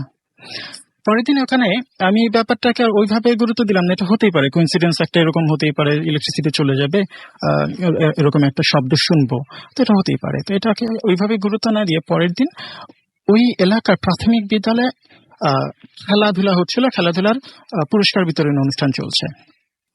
তো পুরস্কার বিতরণী অনুষ্ঠান দুপুরের মধ্যে শেষ হওয়ার পরে সন্ধ্যার পরে ওদের সাংস্কৃতিক অনুষ্ঠান শুরু হলো। তোমার কাজিনরা যারা ছিল, মামা মামি, তারা বললো যে ঠিক আছে আমরা খাওয়া দাওয়া করে ঘুমায় যাই, তোমরা অনুষ্ঠানটা দেখতে যাও। ওদের সাথে আমি গেলাম।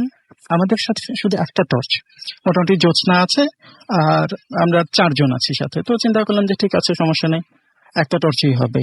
আমার ফোন নিয়ে আমরা স্কুলে গেলাম। স্কুলটা হচ্ছে আমাদের মামা বাড়ি থেকে মোটামুটি 150-200 গজ মাঝখান থেকে দেখা যায়, কিন্তু রাস্তা দিয়ে যেতে হলে পরে আমাদের মামা বাড়ি থেকে মামার ঘর থেকে মোটামুটি 50 গজের মতো হেঁটে তারপরে ইটের রাস্তা বিছানো আছে, একটা ইটের রাস্তায় উঠতে হয়। ইটের রাস্তায় উঠে স্কুলে যাওয়ার সময় প্রথমে ডান দিকে মোড় নিতে হয়, মোড় নিয়ে তারপরে কিছু দূর যাওয়ার পর স্কুলটা। তো ওই দিন অনেক লম্বা সময় ধরে অনুষ্ঠান চলছে।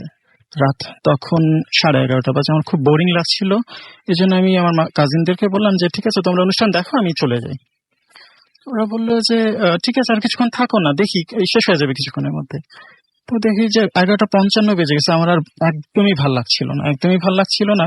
তো আমি বললাম যে ঠিক আছে আমি চলে যাই, তোমরা আসো, টর্চ লাইটটা তোমরা রেখে দাও, আমার টর্চ লাইট দরকার নেই, আমার কাছে মোবাইল আছে আর বাইরে তো জ্যোৎস্না আছে, কোনো সমস্যা হবে না। তো আমি ঠিক যখনই রাস্তায় উঠলাম স্কুলের কম্পার্টমেন্ট ছেড়ে, ইলেকট্রিসিটি চলে গেল। ঝিঝি পোকা যে শব্দ করছিল, আমি 2-3 পা হাঁটার পরেই ঝিঝি পোকার সম্পূর্ণ শব্দ বন্ধ হয়ে গেল। আশেপাশে কোনো শব্দ নাই, মাইক বন্ধ, ইলেকট্রিসিটি চলে গেছে, সম্পূর্ণ নিস্তব্ধ একটা পরিবেশ। হঠাৎ করে সেই পাখিটা আবার ডেকে উঠলো। জ্যোৎস্না ছিল, কিন্তু সাডেনলি আমি পুরো ব্লাইন্ড হয়ে গেলাম। আমি চোখের সামনে কিছু দেখতে পাচ্ছিলাম না। একটা পা ফেলে যে যাব সেই উপায় পর্যন্ত আমার ছিল না। আমি খুব আস্তে আস্তে পা মেপে সামনের দিকে আগানো শুরু করলাম, কারণ যেহেতু পরিচিত রাস্তা আমি চলে যেতে পারবো এই মনে করে। মোবাইলের ব্যাটারি এত লো ছিল যে মোবাইলটাও গেল বন্ধ হয়ে। মোবাইল বন্ধ হয়ে যাওয়ার পরে চিন্তা করলাম যে আচ্ছা ঠিক আছে, সমস্যা নেই, আমি তো রাস্তা চিনি, আস্তে আস্তে আগাই। আমি হাঁটছি অনেকক্ষণ হয়ে গেছে। অনেকক্ষণ হাঁটার পরে আমার মনে হলো কি ব্যাপার, আমার মামা বাড়ির ওই রাস্তাটা পর্যন্ত যেতে তো আমার এতক্ষণ লাগার কথা না। তো কিছুটা খটকা লাগলো মনে ভিতরে, আছে এতক্ষণ লাগবে কেন? আমি আসলে কিছুই দেখতে পাচ্ছি না, আমার আশেপাশে ডানে বামে কোনো কিছুই দেখতে পাচ্ছি না। হঠাৎ করে আমার কাছে একটু ভয় লাগলো, শরীরের ভেতরে কেমন যেন গা ছমছম করে উঠলো। তো আমি আয়াতুল কুরসি পড়া শুরু করলাম। যখনই আয়াতুল কুরসির মাঝামাঝি পর্যায়ে এসেছি, আমি কোন একটা গাছের সাথে প্রচন্ড জোরে বাড়ি খেলাম। বাড়ি খেয়ে কপালে হাত দিয়ে বসে পড়বো, বসে না পড়ে দাঁড়াইলাম। দাঁড়ায় ভালোভাবে আয়াতুল কুরসিটা তখন একটু স্পিডে পড়া শুরু করলাম। তো দেখলাম যে আমি আসলে যেখানটা দাঁড়িয়ে আছি সামনে একটা কবরস্থান, ভেতরে দেখা যাচ্ছিল না কবরস্থানে কয়টা কবর আছে, আর কয়েকটা বাঁশ ঝাড় আছে। রাস্তার এই পাশ থেকে ওই পাশে চলে গেছে একটা বাঁশ, নিচের দিকে থাকে, ওই বাঁশটার সাথে আমি ধাক্কা খেয়েছি। তো আমি বললাম যে না, মামা বাড়ির এই রাস্তায় তো বাঁশ থাকার কথা না, বাঁশ গাছ থাকার কথা না, রাস্তাটা তো নিট এন্ড ক্লিন, দুই পাশে গাছ আছে ঠিক আছে, কিন্তু এরকম কোনো কিছু তো নেই। তো আমি আয়াতুল কুরসি পড়ছি, তারপরে পিছনে ফিরে তাকানোর পরে দেখি যে ওই যে দূরে পিছনে আমি আমার মামা বাড়ির যে ঢোকার এন্ট্রিয়েন্সটা সেটা ফেলে এসেছি। ওই এই জায়গাটা আসার জন্য ওই এন্ট্রিয়েন্স থেকে তীক্ষ্ণ একটা বাঁক নিতে হয় ডান দিকে। আমি যে এত দূর এসেছি, এই পর্যন্ত এসেছি, আমি একটাবারের জন্য বুঝতেও পারিনি যে আমি ডান দিকে বাঁক নিয়ে এই জায়গাটা পর্যন্ত এসেছি। পরিবেশটা খুব থমথমে হয়ে গেছিল, সেটা আপনি খেয়াল করেছিলেন যে জ্যোৎস্না ছিল, জ্যোৎস্না ছিল, শব্দ নেই, পাখির ডাকটা কন্টিনিউ চলছে, ঝিঝি পোকা ডাকছে না, শিয়াল ডাকছে না, সম্পূর্ণ একটা অদ্ভুত পরিবেশ। তো আমি যখন আয়াতুল কুরসি পড়ছিলাম ঠিক তখনই গিয়ে আমি ওই বাঁশের সাথে বাড়িটা খেলাম। বাড়ি খাওয়ার পরে তারপরে যখন আমি পেছনে ফিরে তাকালাম, তখন আপনি বুঝতে পারলেন অনেক দূর চলে এসেছি, এবং তখন জ্যোৎস্নাটা আমি দেখতে পাচ্ছি যে হ্যাঁ জ্যোৎস্না আবার আলো দিচ্ছে। তো তখন মনে হলো এরকম একটা কোইন্সিডেন্স হতেই পারে, জোৎস্না তো মেঘের আড়ালে থেকেই যেতে পারে। কিন্তু তখন পর্যন্ত কিন্তু পাখি ডেকেই চলেছে, এবং ওই দিনই আমি অনেক লম্বা সময় ধরে পাখিটাকে ডাকতে শুনছি। তো আমি ঘুরে যখন আবার পেছনের দিকে আসতে থাকলাম, আমি শুনলাম ওই যে আগের রাতে যে শব্দটা শুনেছি, কেমন একটা শব্দ, সেটা আমার পেছন পেছন আসতেছে। তো আমি করলাম কি, নিজেকে আরো শান্ত করলাম, আরো শান্ত করে একদম ভয় পাওয়ার কোনো ভাব নিজের মধ্যে তৈরি করলাম না। খুব শান্তভাবে যে গতিতে আমি ওই পর্যন্ত গিয়েছিলাম, তার থেকে দ্রুত গতিতে, মানে আস্তে আর কি, মন্থর গতিতে আবার বাড়ির দিকে ফিরতে শুরু করলাম। আমি কিন্তু আয়াতুল কুরসি কন্টিনিউসলি পড়ছি। যখনই একবার শেষ করছি, শেষ করে আরেকটা শুরু করার মাঝখানে ওই শব্দটা মনে হচ্ছিল আমার কানের কাছে চলে এসছে, কান পর্যন্ত চলে এসছে। আবার যখন শুরু করতেছি আবার পিছনে চলে যাচ্ছে। এইভাবে করে আমি যখন আস্তে আস্তে আস্তে আস্তে আমার মামার বাড়ি পৌঁছানোর পরে যখনই দরজাটা ধাক্কা দিলাম, ঠিক তখন ইলেকট্রিসিটি চলে আসলো। শব্দ, ঝিঝি পোকা ডাকছে, শিয়াল ডাকছে, মাইকের শব্দ, মাইকে আবার শব্দ হচ্ছে। তো সবকিছু অ্যাজ ইউজুয়াল। তো তারপর আমি ভেতরে ঢুকলাম। ভেতরে ঢুকে আমার কাজিনরা তারপর ওরা চলে এসছে ততক্ষণে। তো চলে আসার পরে বললাম যে আসলে এরকম এরকম একটা ঘটনা হয়েছে, আসলে অতদূর পর্যন্ত আমি চলে গিয়েছিলাম। তো এই শব্দটা আমার মানে এই কথাটা আমার মামি ঘুমিয়েছিল, কিন্তু সে উঠে গিয়েছিল। আমরা ঘরে ঢুকেছি শব্দ পেয়ে, সে দৌড়ে এসছে আমাকে, এই দৌড়ে এসে জড়ায় ধরলো। বললো যে তোমার কোনো ক্ষতি হয় না তো, কোনো অসুবিধা হয় না? তো আমি বললাম না। তো সে আমার জন্য পরা পানি নিয়ে আসলো, যে মফস্বলে যে জিনিসটা হয়। তো আমি খাইলাম, তাকে অন্তত পক্ষে শান্ত করার জন্য খাইলাম। খাওয়ার পরে বললাম যে আসলে ওইখানে কি কোনো সমস্যা আছে কিনা। তো উনি বললেন যে না, এখন আর কোনো কথা নেই, এখন আজকে লিখতেও বসো না, আজকে ঘুমায় যাও। তো আমি চিন্তা করলাম ধুর কি করবো, সমস্যা নেই। তো আমি আমার লেখাটা রাত্রবেলা লিখলাম। লিখে সকালবেলা ঘুম থেকে ওঠার পরে উনি আমাকে বললেন, কিছুদিন আগে ওই জায়গাটাতে দুটা মেয়েকে কবর দেওয়া হয়েছে। মেয়ে দুটোর সম্পূর্ণ অপমৃত্যু হয়েছিল। তারা প্রথমবার দাদা বাড়িতে বেড়াতে গিয়েছিল। বেড়াতে যাওয়ার সময় ওইখানে যে যেতে হয় সম্পূর্ণ নৌকা করে, মানে একদম রুট এলাকায়, খুবই ট্রান্সপোর্টেশন খুবই বাজে অবস্থা। তো নৌকায় করে যেতে হয়। লঞ্চ থেকে নেমে তারা নৌকায় করে যখন তাদের বাড়ির ওই ঘাটে উঠছিল, তখন দুইজন একসাথে ওই নদীতে পড়ে যায়। পড়ে যাওয়ার পরে ওইখানে তারা প্রায় 7 দিন পর্যন্ত ফায়ার সার্ভিস থেকে শুরু করে নিজেদের উদ্যোগে জাল দিয়ে সম্পূর্ণ নদীটা চষে বেড়াইছে। কোনো জায়গায় তাদের বডি পর্যন্ত পা নাই। না পাওয়ার ফলে তো মোটামুটি মানুষজন যখন হাল ছেড়ে দিয়েছেন, আর পাওয়া সম্ভব না। ঠিক 7 দিন পরে ঠিক একই জায়গা থেকে মেয়ে দুটো ডেড বডি ভেসে উঠছে।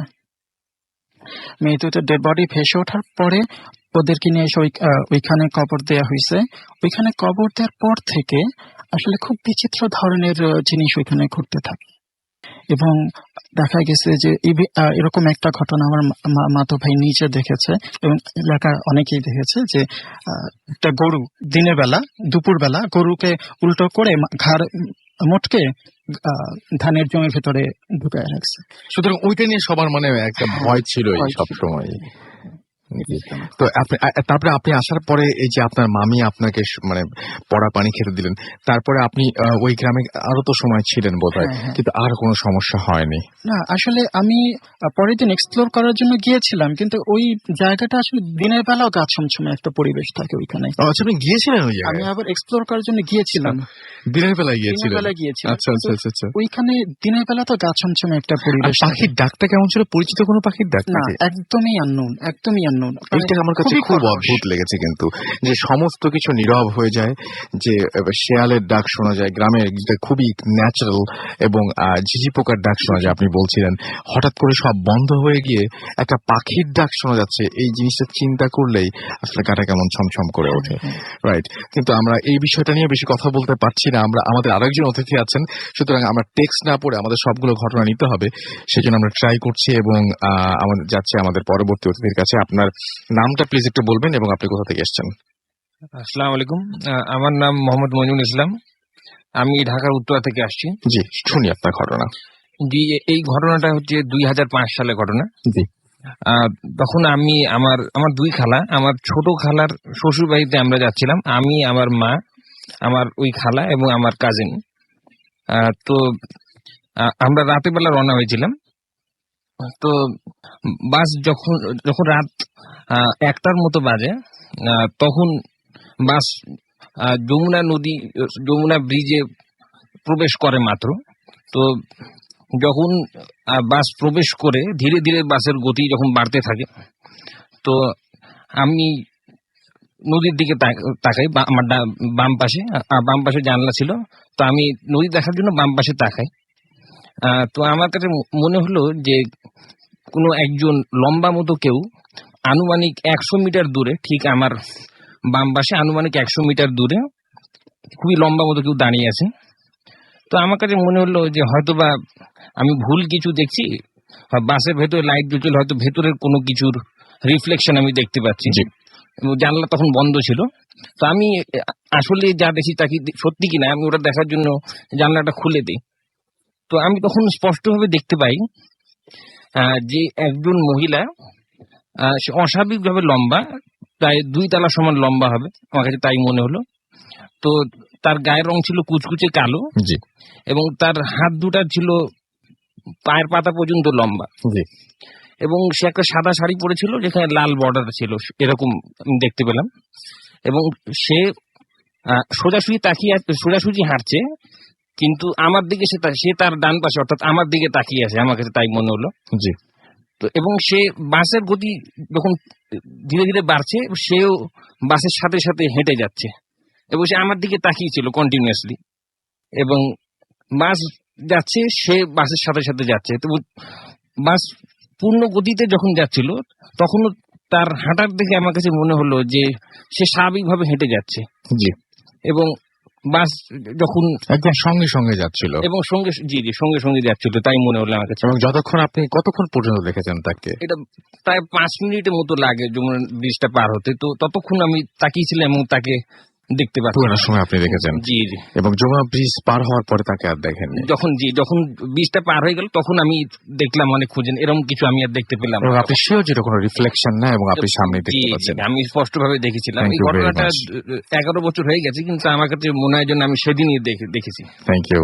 আমি জানি যে এই মুহূর্তে হয়তো কেউ না কেউ হয়তো শুনছেন, মানে যিনি রেগুলার যমুনা ব্রিজের ওপর দিয়ে যেতে হয়, বা কোনো না কোনো সময় এই ব্রিজটা ব্যবহার করেছেন, এবং এই মুহূর্তে এমনও হতে পারে যে কেউ একজন হয়তো আমাদেরই কোনো লিসনার হয়তো সেই ব্রিজটা এই মুহূর্তে ক্রস করছেন, বা কিছুক্ষণ পরে ক্রস করবেন, বা এরকম কিছু একটা। তো ব্যাপারটা আজকে তিনি না তাকিয়ে আর পারবেন না, এরকম একটা ব্যাপার মানে হয়ে যায়। আমরা এখন যে দুটো ঘটনা শুনলাম, সেই ঘটনার মধ্যে সবচেয়ে বড় যে ব্যাপারটা, সেটা হচ্ছে যে একটা তো ব্রিজের ঘটনা, যেটা আমাদের খুব পরিচিত ব্রিজ, সেটা কিরকম অস্বাভাবিক হয়ে ওঠে। আরেকটা আমাদেরকে যেটা সাইফুল ভাই বলছিলেন, খুবই অদ্ভুত একটা ব্যাপার, যে হঠাৎ করেই মানে বোঝা যায় যে কিছু একটা ঘটবে, হঠাৎ করে চারিদিকে নিস্তব্ধ হয়ে যায়, এবং চেনা পরিবেশ অচেনা লাগে। জ্যোৎস্না মানে চাঁদ মেঘে ঢেকে যায়, শব্দ মানে একদম পুরোপুরি নিস্তব্ধ একটা জায়গা, এবং সেখানে শোনা যায় অচেনা একটা পাখির ডাক। মানে জিনিসটা ভাবলেও আসলে আমার এখানে বসেই কিন্তু আসলে ভাইয়া গা ছমছম করছে। চমৎকার। আমরা দেখতে পাচ্ছি রিশাদ আমাকে ময়মনসিং থেকে এসএমএস করেছেন আমাদেরকে দেখতে পাচ্ছি। এখানে আমরা দেখতে পাচ্ছি যে রাফি, এছাড়া আমরা দেখতে পাচ্ছি অমি এসএমএস করেছেন, এবং আমাদেরকে এসএমএস করেছেন। এছাড়াও দেখতে পাচ্ছি সাগর, আজকে প্রথম তিনি অ্যাপ দিয়ে শুনছেন, সেটা লিখেছেন। এবার এছাড়া রোমিও রিজ আমাদের এসএমএস করছেন আমাদেরকে শুভ, এছাড়া আমাদেরকে এসএমএস করেছেন দেখতে পাচ্ছি। আচ্ছা, তিনি বলছেন যে 11 তারিখে পরীক্ষার রেজাল্ট বের হবে, তো দোয়া করতে বলছেন। যাদেরই রেজাল্ট বের হবে সবার জন্য অনেক অনেক দোয়া, অনেক অনেক অনেক অনেক শুভকামনা, এবং অনেক ভালোবাসা আপনাদের জন্য। অগ্রিম শুভেচ্ছা থাকলো যাদের রেজাল্ট বের হবে প্রত্যেকের জন্য। শাহিন আমাদের এসএমএস করেছেন সোনিয়া চিটাগাং থেকে, বাবু মিরপুর থেকে এসএমএস করেছেন, এছাড়া এসএমএস করেছেন আনিস খুলনা থেকে, এছাড়াও আমাদেরকে এসএমএস করেছেন দেখতে পাচ্ছি। আচ্ছা, তিনি এখন একটা বনে আছেন, এবং সেখান থেকে তিনি আমাদেরকে শুনছেন। চমৎকার কিন্তু। এবং আমাদেরকে দেখতে পাচ্ছি রাজীব এবং লোপা এসএমএস করেছেন রামপুরা থেকে, এবং ফার্স্ট স্টোরি ফরেন স্টোরিজ যেটা ছিল সেটা হচ্ছে অনেক ভালো লেগেছে তার কাছে। শুভ গোপালগঞ্জ থেকে আমাদের এসএমএস করেছেন। আমাদেরকে দেখতে পাচ্ছি মুনিরা আজম মুক্তা বয়রা থেকে থেকে, অভিজিৎ ভট্টাচার্য আমাদের SMS করেছেন ময়মনসিং থেকে, তারিন SMS করেছেন, লাস্ট স্টোরিটা ভালো লেগেছে জানিয়েছেন। তিমাত আমাদের SMS করেছেন আমাদেরকে, রাহিব, এছাড়াও শুভ আমাদের SMS করেছেন ময়মনসিং থেকে, আমাদের নাম লেখেননি, আমাদেরকে SMS করেছেন ফুয়াদ উত্তরা থেকে, এবং আরো অনেকেই আমাদের SMS করছেন। আমরা মানে সেই জন্য অনেক ধন্য মনে করি যারা আপনাদের যারা আমাদের SMS করেন তারা, এবং যারা অনেকেই ফেসবুকে এই মুহূর্তে আমাদের সাথে আছেন তাদের জন্য অনেক অনেক অনেক অনেক ধন্যবাদ। এবং আপনারা সঙ্গে আছেন বলে আমরা আসলে প্রেরণা পাই এবং আমাদের এই সবকিছুকে এগিয়ে নিয়ে যাওয়ার সাহস পাই। যাই হোক, আমরা চলে যাচ্ছি আমাদের পরবর্তী অতিথির কাছে, তবে তার আগে একটা ছোট্ট বিজ্ঞাপন বিরতি রয়েছে, সেটা শুনে তারপরে আমরা আসবো, এবং সেই পর্যন্ত আশা করছি আমাদের সঙ্গে থাকবেন। স্টে টিউনড রেডিও ফুর্তি এন্ড ডোন্ট স্টপ দ্য ফুর্তি। হ্যালো কাসিম ভাই, আমি ইটালি থেকে বলছি। আপনি কেমন আছেন? যদিও জানি আপনি সবসময় ভালোর তলেই থাকেন, তারপরেও জিজ্ঞাসা করলাম। আমার ঘটনা প্রচুর আছে, তার মধ্যে আমার বাড়িকে ঘিরেই আছে 3-4 মাস ধরে বিভিন্ন ঘটনা ঘটছে। যাই হোক, সেই ঘটনা আমি পরে বলবো। আপাতত বলি আমার এক বন্ধুর বাড়ির ঘটনা। ওর বাড়ি যখন তৈরি করা হয়, তার আগে ওর বাড়ি তৈরি করার সময় কিছুটা জমি এক্সট্রা ওরা কেনে, পাশের বাড়ির কিছুটা জমি এক্সট্রা ওরা কিনে নেয়। সেই জমিতে ওরা বাড়ি করে এবং বাড়িটা খুব সুন্দর করে করে। কিন্তু বাড়িতে কিছুদিন থাকার পর থেকে ওরা ফিল করে যে কেউ ওদের পিছন পিছন হাঁটছে, অথবা কেউ কাঁধে হাত রাখছে। ওরা সেগুলোকে পাত্তা দিত না।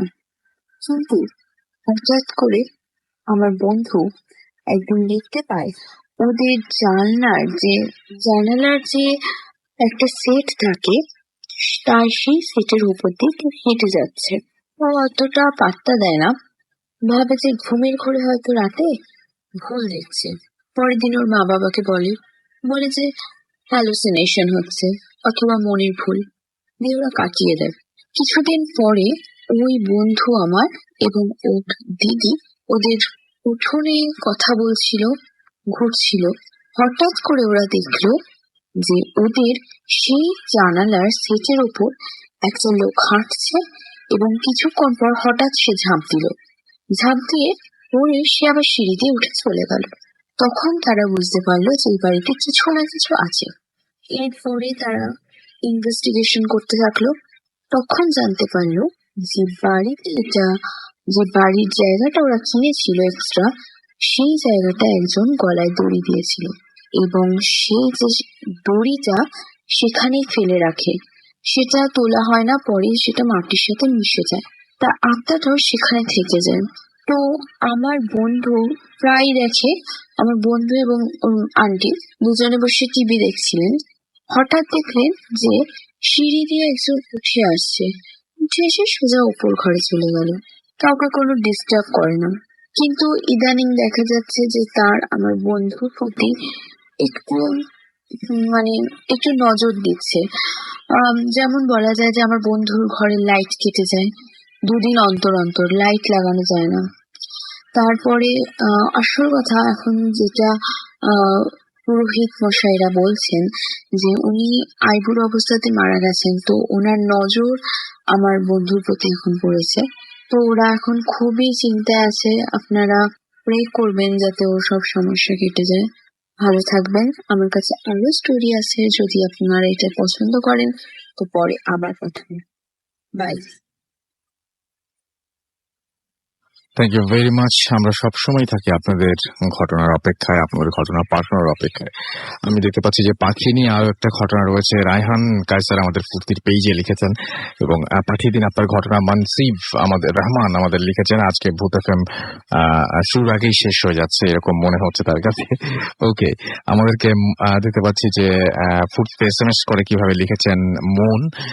আপনি মোবাইলের মেসেজ অপশনে গিয়ে টাইপ করুন ফুর্তি FORT, ফুর্তি স্পেস দিয়ে লিখুন আপনার নাম, স্পেস দিয়ে আপনার মেসেজ পাঠিয়ে দিন 9840 নাম্বারে। তারেক খান আমাদের লিখেছেন সিরাজগঞ্জ থেকে, তিনি লিখেছেন এটা ফেসবুকে। ফয়সাল আহমেদ আমাদের সাথে আছেন। আমাদের সাথে এছাড়াও দেখতে পাচ্ছি আছেন আমাদের যারা শোনেন তারা আমাদের চাইতে আরো অনেক বেশি এগিয়ে, এবং আগামী সপ্তাহে যে 13 তারিখ, এটা আমি বেশ কয়েক সপ্তাহ ধরে ভাবছি এবং দেখছি আমার শুধু আমি না, আপনারাও ভাবছেন এবং সেটা লিখেই দিয়েছেন, এবং এবং এবং আমার যেটা মনে হয় যে 13 তারিখ শুক্রবার পড়লে অনেকেই অনেক কথা বলেন, সত্যি মিথ্যা চাইতে সবাই যেটা বলেন সেটা হচ্ছে এগুলো কুসংস্কার। তো মানে সেই ব্যাপারটা নিয়ে আমরা মানে আপনাদের মতামত বিভিন্ন সময়ে চেয়েছি এবং আপনারা সেই রকম ভাবে মতামত দিয়েছেন। এছাড়াও দেখতে পাচ্ছি যে এটা আমাদের কাছে এই মুহূর্তে দেখছি যে মঈনুদ্দিন জনি আমাদের একটা ছবি পোস্ট করেছেন, সেই জন্য এতগুলো কথা বললাম। এবং থ্যাংক ইউ, আপনি মনে রেখেছেন। আবির হাসান আমাদের সাথে আছেন, আমাদের সাথে রয়েছেন দেখতে পাচ্ছি, রেশমা ইসলাম সহ আরো অনেকে। এবং আমি যেটা বলবো সেটা হচ্ছে যারা আমাদের সঙ্গে রয়েছেন এবং যারা আমাদের হরর ক্লাব মেম্বারের সদস্যরা রয়েছেন তারা অবশ্যই রেগুলার আমাদের সাথে একটু যোগাযোগ করবেন, যে কি করছেন, কি প্ল্যান আপনাদের, সেগুলো আমাদের একটু জানাবেন প্লিজ। আর আমরা চলে যাচ্ছি আমাদের শেষ অতিথির কাছে। আপনার নামটা প্লিজ একটু বলবেন, কোথা থেকে এসেছেন? জি, আমার নাম পরশ, মিরপুর 1 থেকে এসেছি। আচ্ছা, কি ঘটনা আপনার একটু শুনি আমরা। আমার বাসাটা হচ্ছে মিরপুর মাজার রোডে। তো ওই বাসাটার মধ্যে আর কি অনেকের সাথে অনেক কাহিনী আর কি ঘটছে মাঝে মধ্যে। পোড়া গার্মেন্টস নামে একটা গার্মেন্ট ছিল এখানে, যে অনেক আগে আর কি, নাম বলা যাবে না কোনো কিছু। ঠিক আছে, আগুন লাগছিল। তো আগুন লাগার পর অনেক মানুষ ওইখানে মারা গেছে আর কি। তো মারা যাওয়ার পরে তো ওই ওদিক দিয়ে আর কি যাতায়াতের জন্য আমার বাড়ির সাইড দিয়ে আর কি একটা রাস্তা ছিল, আর আমার বাড়ির 3 দিক দিয়ে ঘুরানো আর কি একটা সুয়ারেজ লাইনের রোড আছে। তো ওইখান দিয়ে আর কি প্রায় সময় মানুষের আর কি মানে জিনিস মানে খারাপ করতো।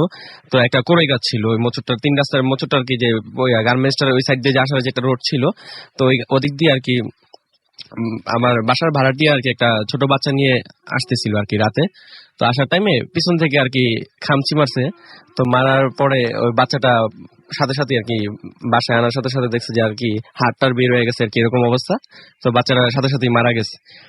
তো আমার বাসায় আর কি আপনার বাসায় এই ধরনের প্রবলেম আছে? হ্যাঁ, এরকম প্রবলেম, এই ধরনের প্রবলেম হয়? হ্যাঁ, এরকম প্রবলেম গুলো ঘটছে মানে এক একজনের সাথেই। তো কিছু সংখ্যক আম গাছ ছিল বড় বড়, তো গাছগুলা আর কি ভালো না আর কি, পরবর্তীতে কাটা হয়েছে গাছগুলাতে আর কি। পরে আমার বাসার আর কি 3য় তলায় আর কি একটা ভাড়াটিয়া দিছিলাম, আমরা দোতলায় থাকতাম। তো দোতলায় 3য় তলায় একটা ভাড়াটা দিছে, উনি মাজারের সামনে আর কি ওই যে আপনার মজমা টজমা করে এরকম ধরনের একটা লোক ছিল। তো উনি হাতের কিছু বেশ ছিল আর কি, উনি মোমবাতি জ্বালে আর কি মাজার বানাইতো ঘরের মধ্যে, বা এরকম বড় ধরনের কিছু কিছু করতো। তো ঘরের মধ্যে এরকম করতো। তো উনি একদিন একটা মাথার খুলি আর একটা হাতের হার নিয়ে আইছে বড়। তো আনার পরে ওইটা দিয়ে আর কি বাচ্চা পোলাপানদের বা সবাইকে ভয় দেখাতো, ওইটা দিয়ে নাকি উনি মজমা করতো। তো ওই মাথার খুলিটা ওনার বাচ্চা একদিন খেলতে নিয়ে জন্য বের করছে, তো হাত থেকে পড়ে। সেটা বুঝলাম, কিন্তু আপনার বাসায় প্রবলেমটা কি ছিল, এরকম হতো কেন ওই এলাকা? ওই এলাকাটা একটু আর কি আসলে এমনি একটু খারাপ টাইপের, মানে আশেপাশে যে বাড়ি ঘরগুলো ছিল ওরা বড় বড় ওয়াল করতো, কিন্তু ওয়ালগুলো বেশি দিন লাস্টিং করতো না। আচ্ছা, হাত থেকে পড়ে কি হলো যেটা বলছিলেন? ওইটা পয়রা মানে ভাঙা গেছে। তো ভাঙা যাওয়ার পরে ওই ওনার বাচ্চা আর কি ভয়ে, ওই যে বাবা আসলে বকা দিবে, তো ভয় আর কি জানালা দিয়ে পাশে ফালাই দিছে চিপার মধ্যে। তো ফালাই দেওয়ার পরে আমাদের বাসাটা আর কি 2টা পজিশনে মানে পাশাপাশি ছিল, আমার নানুর বাসা আর আমাদের বাসাটা পাশাপাশি ছিল। তো মাঝখানে একটা দেওয়াল ছিল, তো দেওয়ালের চিপা দিয়ে আর কি ওই মাথার অর্ধেক মানে সাইডটা ভিতরে পড়ে গেছে। তো পড়ে যাওয়ার পরে মাঝে মধ্যে আর কি রাতে কান্নার আওয়াজ পাওয়া যেত, একটা বয়স্ক মহিলার কান্নার আওয়াজ পাওয়া যেত। কি ধরেন ভাইয়া 50-60 বছরের মহিলাদের বয়স কণ্ঠ যেরকম থাকতে পারে আর কি বয়স্ক, তো এরকম আর কি ভয়েস শোনা যেত। তো একদিন আমার আম্মু বলতেছে যে এরকম এরকম রাতে এরকম ভয় শোনা যায়, এদিক দিয়ে একটা কান্নার কমায় মানে কেমন করে কান্দে, তো এরকম একটা আওয়াজ পাওয়া যায়। তো পরে আরেকদিন আমার আব্বু বলতেছে যে উনিও শুনছে আর কি এরকম। তো শোনার পর বলতেছে, তো একদিন হঠাৎ করে শুনছেন কখনো? হ্যাঁ, আমি একদিন মানে ফেসবুক চালানোর পর আর কি ঘুমাই গেছি। তো ঘুমায় হঠাৎ করে রাত 2টা-2:30 বাজে এরকম। তো হঠাৎ করে চোখটা ভাঙলো, ভাঙার পর এরকম একটা বিকট শব্দ হইতাছে ওদিক থেকে, ওই জানালাটার পাশ দিয়ে, যে দিক দিয়ে আর কি ওই মাথার খুলির এই সাইডটা পড়া ছিল ওই চেপাটার মধ্যে। তো ওদিক দিয়ে আর কি এরকম শব্দটা আসতেছে। তো আমি ফিল করলাম যে আসলে আম্মু বলছে, তখন আমি ফিল করতেছি যে জানালা দিয়ে তাকাইতেছে আর ফিল করতেছি যে এরকম আসলে গরমের দিন ছিল, তো যার কারণে জানালাটা খোলা ছিল। তো এরকম সাউন্ডটা আসতেছে, তো আমি ফিল করতেছি যে আসলে আম্মু বললো, তো সেই সাউন্ডটাই তো আমি পাইতেছি। আসতেছি, এই দিয়ে আসতেছি। আচ্ছা, আপনারা কোনো কারো পরামর্শ নিয়েছেন এই ব্যাপারে? হ্যাঁ, জি, জি। আমার বাসায় অলরেডি একটা হুজুর আছে যে উনি এরকম আশেপাশে মানে মানুষের এই খারাপ কিছু ধরলে না, বা এটা কি সমাধান হয়েছে? উনি এরকম সমাধান হয় না, এক একজনের ক্ষতি করতেছে আর কি, এরকম আচার ওকে, করতেছে বা ধরতেছে এরকম। ওকে, থ্যাংক ইউ ভেরি মাচ। আসলে আমাদের হাতে আজকে আর সময় নেই, আমাদের বিদায় নিতে হবে এবং যাওয়ার আগে আমরা জানিয়ে যাই সেটা হচ্ছে যে আমাদেরকে এসএমএস তো না, আমাদেরকে ইমেল করবেন এবং ইমেল করে আপনার ঘটনা পাঠাবেন। ঘটনা পাঠাতে হলে যেটা করতে হবে, মোবাইল আপনার ইমেল অ্যাড্রেসটা মনে রাখতে হবে এবং অথবা আপনি একটু লিখে রাখবেন কাইন্ডলি, তাহলে সবসময় মনে থাকবে bhutfm@radiofurti.fm। অনেকে এসএমএস করেছেন, বাট আজকে এসএমএস পড়ারও টাইম পাইনি, লম্বা লম্বা সব ঘটনা এবং খুব দ্রুত যেতে হচ্ছে আমাদেরকে। আর ঘটনা যারা পাঠাচ্ছেন তারা শুরুতে প্লিজ একটু কাইন্ডলি উল্লেখ করবেন যে এই ঘটনাটি আপনি মানে স্টুডিওতে এসে শেয়ার করতে চান নাকি আপনি চান যে এই ঘটনাটা আমরা পড়ে শোনাই। আর যারা দেশের বাইরে রয়েছেন তারা অবশ্যই ঘটনা লিখে পাঠাবেন আমাদের কাছে এবং ঘটনা রেকর্ড করে পাঠাবেন। খুব তাড়াহুড়োর মধ্যে আছি, উল্টাপাল্টা বলছি। তো আর যারা হচ্ছে দেশের বাইরে থেকে আছেন তারা তো রেকর্ড করে পাঠাবেন, সাথে সাথে যদি আপনারা লিখে পাঠাতে চান সেটাও করতে পারেন, কারণ প্রতি বছরই আমাদের যে বইটা বের হয় সেই বইয়ে আপনার ঘটনাটা স্থান করে দিতে পারে। কথা হবে আবারও আগামী শুক্রবার ঠিক রাত 11:59 ফিরে আসবো আবার নতুন অতিথিদের নিয়ে। সেই পর্যন্ত ভালো থাকবেন, সুস্থ থাকবেন, শুধু থাকবেন, মোস্ট ইম্পর্টেন্টলি ফুর্তি থাকবেন। আজকের মতো এখানেই শেষ করছি, টাটা।